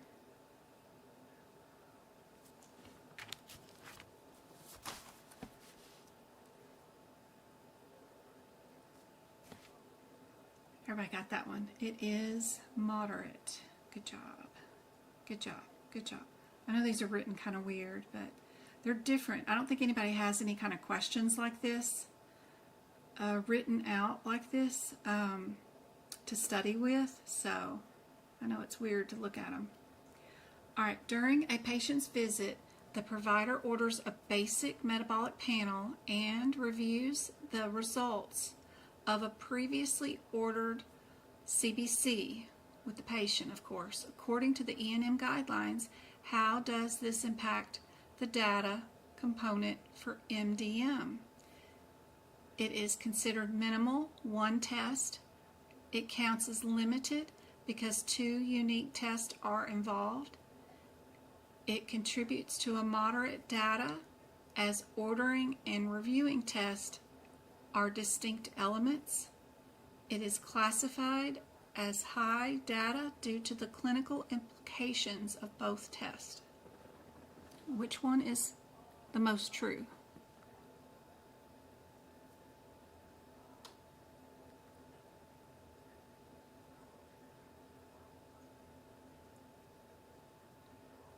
These E&M questions and a ton more can be found in that E&M practice area on my website.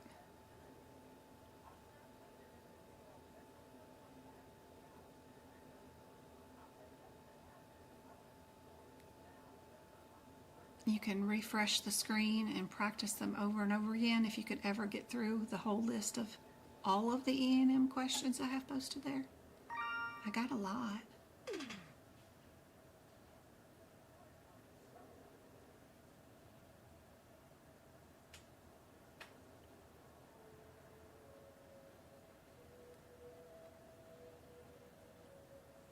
You have a guideline tied to this one. Remember that if a test was previously ordered, then it was already counted as part of a previous MDM, right? So you can't count it twice when they come back to review the lab results on previously ordered stuff. You can't count it as a current condition of an MDM. That's double billing, that's fraud, right? So the only thing we did today was order one test. So anybody want to change their answer? You got through all the flashcards? Good job, Estella. You can leave the flashcard group and then redo the flashcards if you want to do them multiple times. What I'm talking about is a new bonus area on my website that is different from our YouTube membership. We have a YouTube membership where you get to watch all the exclusive videos. Well, I opened a new membership on my website that is $5 a month also, and you get practice exam questions that I've written. You just click on the answer and it gives you the rationale, and you get bonus PDFs to pull down. Not my notes, but still bonus stuff that I found that is really cool. And like there is all of these practice exam questions for just E&M. That's what all these are, is just E&M questions. And then it just goes on forever. But I also have integumentary up that's included, and cardiovascular up. I'm working on anesthesia now, and I'll have that added. As I start getting all 17 sections up, the membership price will probably go up, but for now it's $5.99. You can lock in the price, and then no matter how many questions I ever add, it stays at that price for you. So just saying. But I do have another practice area right here that's totally free for everybody too, and that's where those flashcards are at. So there's 3 flashcard sets here that are super helpful to help you memorize the MDM headers, because I don't want you to do in the process of elimination with MDM. So you need to learn what's going on and what the headers are for each one of those areas. Super helpful to play around with those for sure. And if you want to repeat those cards, leave the group and then join back in, and then you get to do them over and over again. But that's what's going on the website. And don't forget about the Pocket Prep, 750 practice questions. The link's right there. Just click on it and then click on medical. The top one is AAPC, 750 practice questions for $13. It's great. Awesome, awesome, awesome. With the rationale and stuff, so super helpful. All right. This question. Everybody changed their answer? Good night. I miss you, Diana. Hopefully we'll see you again later. So this one was tricky. It is A. It is considered minimal because you've only done one test. What about this one? A patient with poorly controlled hypertension comes in for a follow-up. The provider adjusts the medication regimen and discusses the importance of the medication compliance with the patient. How is this reflected in the risk side of MDM? Is it minimal, low, moderate, or high? We're not in data anymore. We're over on risk side of that chart. Oh, it's so late over there, Diana. Aw.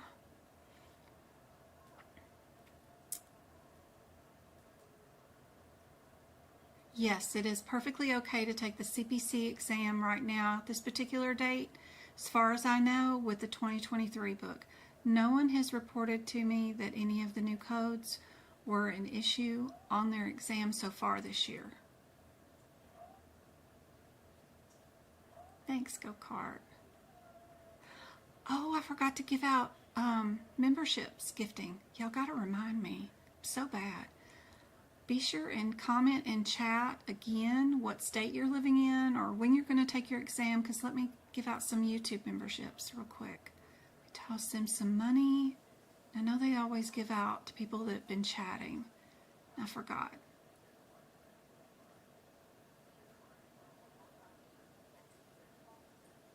Yes, correct, Tamlin. And what I did is I wrote in the information that's missing in that particular data area for sure. Eli, Phil, Stephanie, Sabrina, and Eva were all giving memberships. Yay. I hope that really, really does help, guys.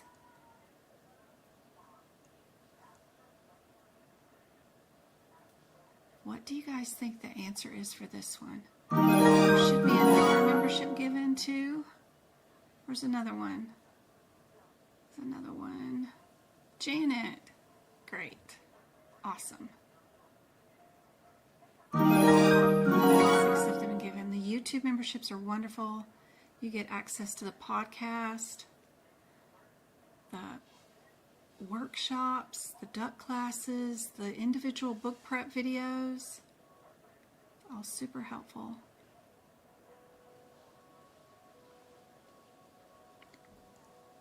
Still got 22 of you guys on and 36 like. That's awesome. Somebody else giving away memberships, or is that just me? Yay. What do you guys think is the answer for this one? C is correct. Moderate. Anything with prescription changing, right? Or non-compliance of a patient is most definitely a moderate. All right, are y'all not tired yet? Let's try to do one more. A provider evaluates a patient with an acute ankle sprain and prescribes physical therapy. What is the nature and complexity of the problem addressed in this scenario? Is it minimal, self-limited, stable, or acute?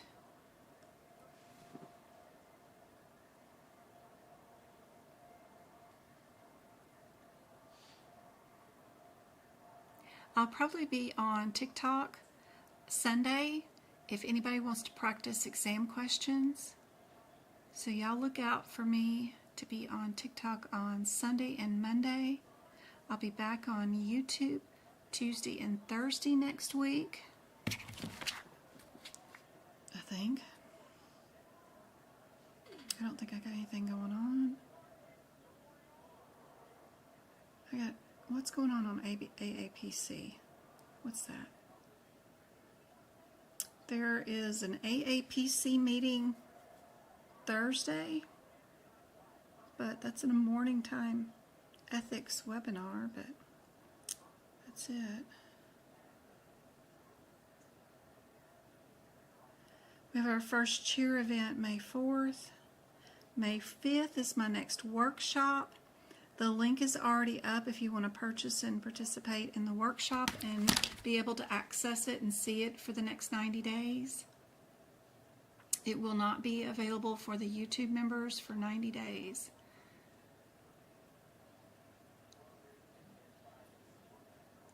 Lots of D's. Good job. Perfect. Are we straightforward, low, moderate, or high? Dr. Smith evaluates a patient presenting with 3-day history of urgency, frequency, and dysuria. Exam, vitals are stable. Exam was unremarkable with mild tenderness. UA confirms the presence of white blood cells, nitrates. Doc confirms that the patient has cystitis and prescribes an oral antibiotic. Considering the diagnosis, the treatment, the data involved, what is the overall, whatever, risk level for MDM for this patient? We have an acute uncomplicated illness or injury with low risk. I did that one component for you, but with the data and then the risk for the prescription writing, what would be the overall MDM? You have 3 components to MDM, which is your problem list, your data, and your risk.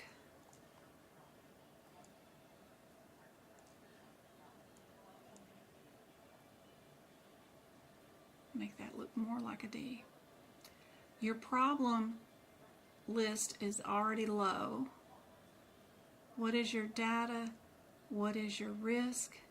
And then when you add those together, you have the guideline that you have to meet or exceed a level to be able to bill it. What would you bill here?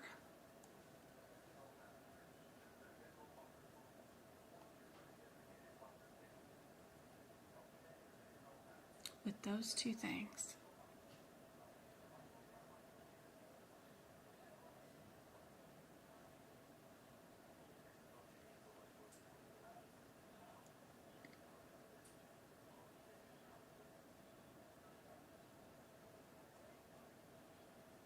Yep, we're still going to use the chart.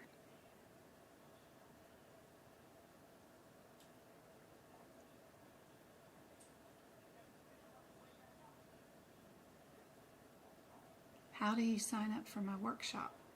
All you got to do is go to my website that I clicked off of here. Just go to my website, scooch you down on the first page here at medicalcodingbyjen.com, and the workshop's right there. Just hit book now. That's it. Easy peasy.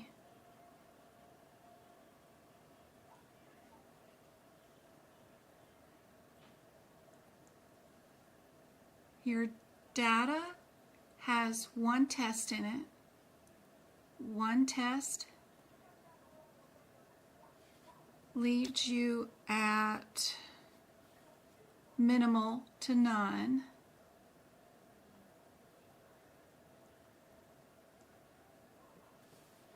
Your risk is moderate because of the prescription. Your 3 components have to match to be able to bill them. At least 2 of the 3. You do not have 2 moderates. There's no way you can bill moderate if you don't have a problem that is moderate or data that is moderate. So you can't bill moderate for sure.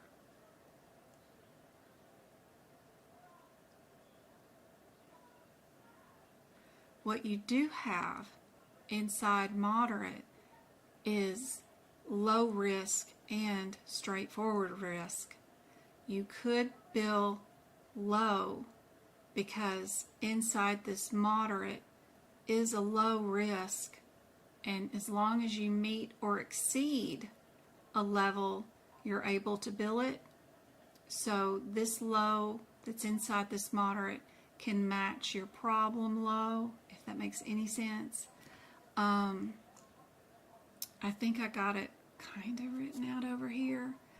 This case does not involve extensive data or complex diagnostic challenges or high management, which would be necessary for a higher MDM level. The scenario fits best with a low complexity MDM, not moderate, as the prescription management is straightforward condition like this does not inherently push the MDM to a moderate level unless other complicating factors or high risk stuff is involved, like the patient has diabetes or history of stroke or something else. Just because you wrote a prescription doesn't necessarily always mean that the MDM is going to be moderate. You have to have a diagnosis that also matches moderate or extensive data that goes along with it. Does that make sense?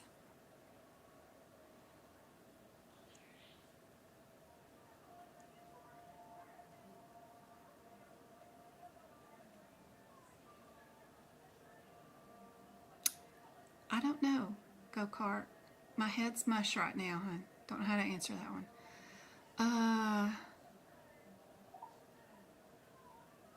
Of course, risk is moderate. The risk part is most definitely moderate because of the prescription writing. But the data that was reviewed and the problem do not match moderate. And you can't bill unless 2 out of 3 match. An acute uncomplicated injury. What is she asking? A minor problem could be considered an injury.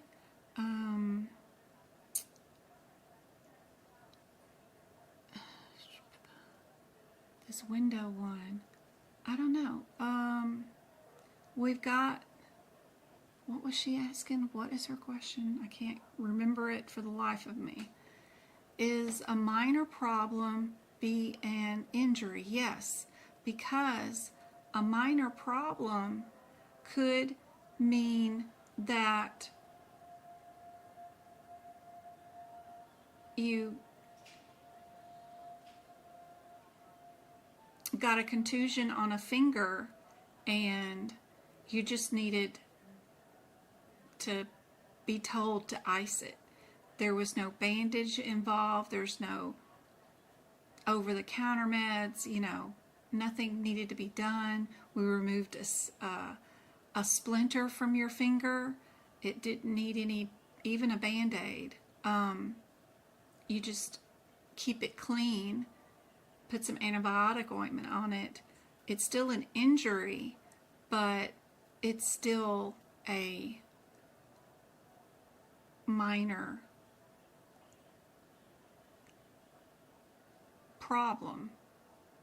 Because what if you don't keep it clean and it gets infected and then you get cellulitis up your arm and that attaches to your heart and you die? I mean, people have died from less, but it's still an injury, but it's still very, very minor. Doesn't even need a Band-Aid.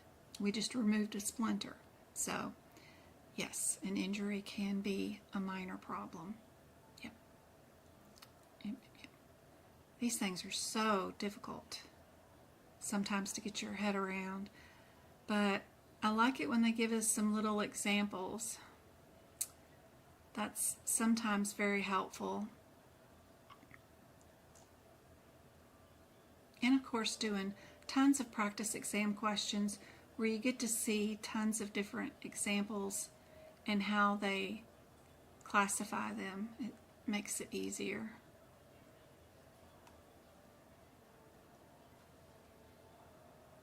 As time goes by, I refused to learn E&M when I took the CPC exam. Back then the exam was 150 questions long, so I could totally bomb one whole section and it not matter. And I'm sure I bombed E&M. I could have cared. I did not want to learn E&M for my CPC exam at all. Oof. I'm so glad I didn't have to. I've had to learn it so I could help teach you guys, but good gracious. Oh my, Mr. Lester, you all right? We have an OB1. I wanted to see what you guys thought the answer was for this one. What do you think the answer is for this one? We will do this OB1 and then we will be done for today.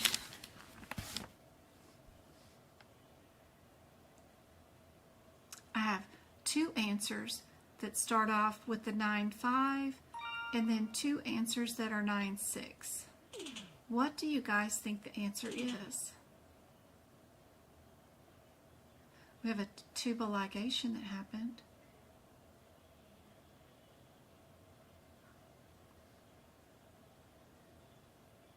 I have one more question after this one, but it's an anatomy one that might be good for whoever's taking their exam tomorrow or Sunday.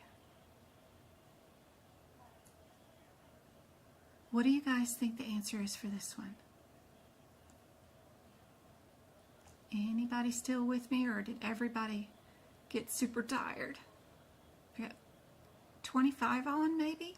Maybe. Not sure. And 26 on with 39 likes.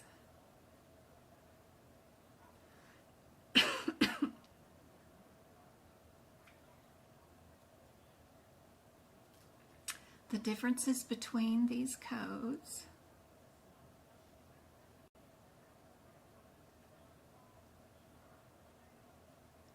We did the patient's delivery. Looks like we're planning on doing her post-op care. And we've seen the patient since conception. So that should give you a global code. And then the tubal. Indeed, A is the answer. Good job. Last one, what about this anatomy one? Which one means thirsty?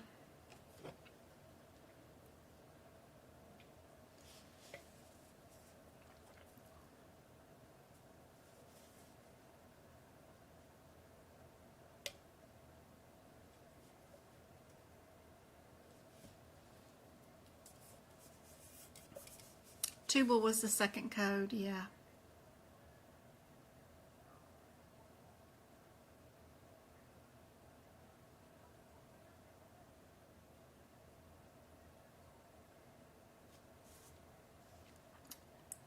Indeed, it is B. Good job. That's it. I won't torture you no more tonight. I hope this was super helpful. Don't forget to check out all the free stuff on my website. The workshop that's coming up on May 5th. Of course, the Discord help. Tons of free, just innumerable amount of free resources here in our Discord group. So much stuff that you guys can have access to. You can even do a search for anything like camera, what camera do I use, whatever, and it'll bring up every conversation if I could find my keys and type. It'll bring up every conversation on camera and show it to you. Super helpful. Beyond helpful. Once you learn how to freaking use Discord, don't forget you've got a room right here that's called Discord Tips. And when you get into that room, the very first video that's posted, just scroll backwards to find it, is 101 on how to use Discord. Super helpful. And where do I start my prep? If you scroll backwards to the very first post in this room, it's got all my very best how-to videos, whether they're on TikTok or on YouTube. They're all posted in this one room for you. The Discord is super helpful. And so is the website. Tons of free information there for you guys. So much. If you want to know how to prep your books, I got a prep book page that's completely free for you guys. Just click on the 8 pictures. It'll tell you what to do. Even for your ICD-10 and your CPT book. If you don't know what Discord is or how to find it, just go to the FAQ page. And right here it'll show you all about Discord and what it is. And it'll show you some screenshots on how to get into it and all that stuff. Don't forget about the free resources tab. It's got the free monthly magazine practice question area, the free pocketbook grant, the free scholarship from AAPC, and the free certification classes from CMS. There's even a free class right now going on for ICD-10 and diagnosis coding. PCS for you CCS coders. There's a free certification class right there. Plus you can add these certifications to your resume. These are great free classes, 100% free. You can learn how to do grievances and appeals and put that on your resume and go to work. The world of Medicare.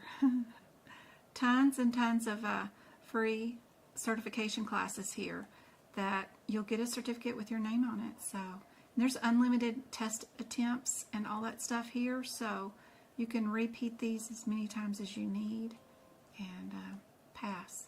I'm required to do the fraud and abuse training one every year at my job. This will be my last year doing it. I don't have to do it this December since I'm trying to retire, but all that can be found on my website. And don't forget to go to the shared gallery for all the best pictures.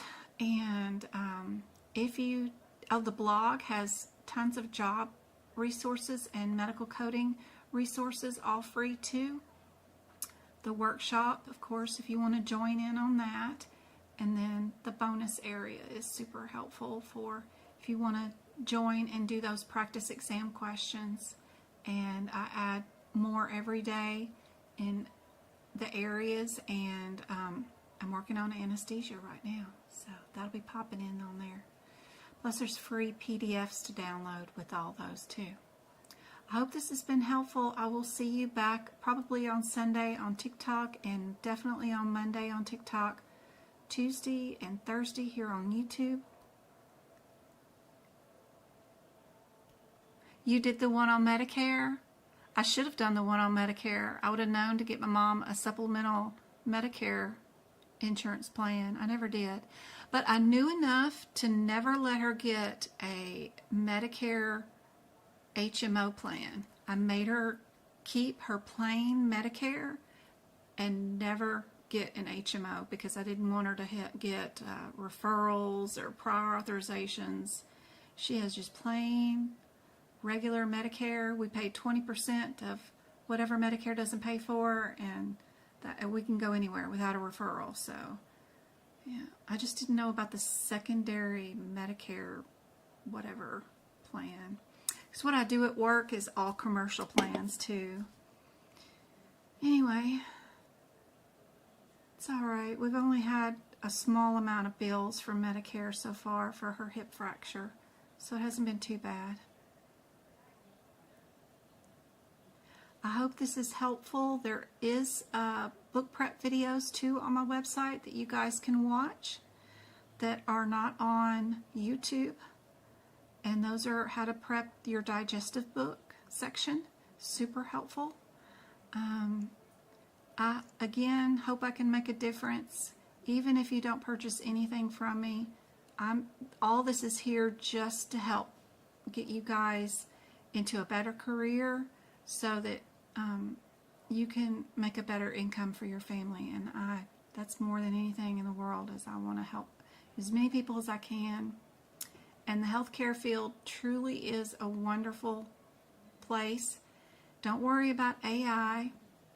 There is more than enough jobs, just the legislative side, the government side, the building of website sites, laboratories, just educational areas. There's so much you can do with a CPC. Really so much that you can do with it, not just medical coding. A lot you can do with that degree or that certification. So go for it. And if you can, get 2 certificates like CRC or CPMA. Only boosters your income, gets you more money and more opportunities to open up, I promise. Anyway, guys, I hope this was helpful, and I will see you guys again Sunday or next week. Love you. Proud of you guys. What's she saying? What's she saying? What was the last question? It was a cesarean after vaginal deliveries. Yes.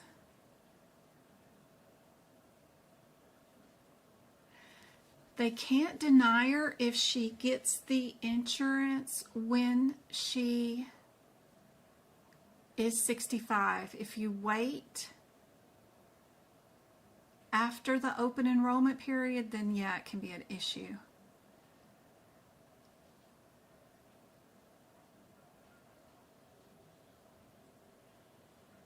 Yay, Estella, I hope it helps you out. She had a C-section today. So she gets the C-section CPT code. She had previous natural deliveries, which does nothing for today's visit, really, anyway. It's just, that's just propaganda that's in there to make you think it's going to be a 9-4. So, yeah, that's just propaganda. Sorry, I wrote the question. How to note the code out of sequence. It says after previous C-section. She only had vaginal births. Maybe I wrote the question wrong. But today she had a C-section, not previous ones. Good Lord. No telling what I wrote. How you do the out of code sequences is you find every code in the book that has a hashtag on it. When you find it and it has the hashtag, it's easier to note that page that you found it on and then go find it in the book where it should be numerically, because it would be in numeric order, and then go write that page number down where you found it. Super helpful. I do have a PDF that you can purchase in the shop that will just give you all the answers to that, and you can just write them in if you want to. But the easiest way to do it is to just go find the hashtags. This is it right here, the numerical sequencing. If you happen to have the 2024 book, and I'm sure I've got it for the 2023, you just download this and just write in all the page numbers. The second number is which column number it's on, because each page has 2 column numbers. You don't have to have that. Mainly just the page number is really all you need, but I always do too much. And underneath the CPT book prep, of course, I've got another thing that shows you exactly with the instructions on how to do it are all right there. So that's free on my website. No telling what I wrote. I put after a previous C-section. Good Lord. Let's see. What did I do? She had 2 vaginal deliveries without complications. Gives birth today for her 3rd child via cesarean delivery. Tubal ligation afterwards. And we'll follow up in 6 weeks. So this appears right? The global for cesarean delivery with tubal. No need for the 59 modifier.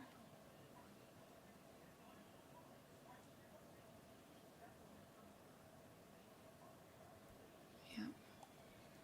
The 9-6 is for after a C-section. This is just a C-section.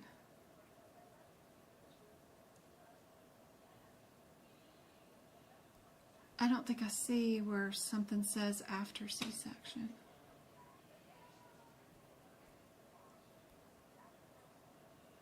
Yep. Hopefully that helps.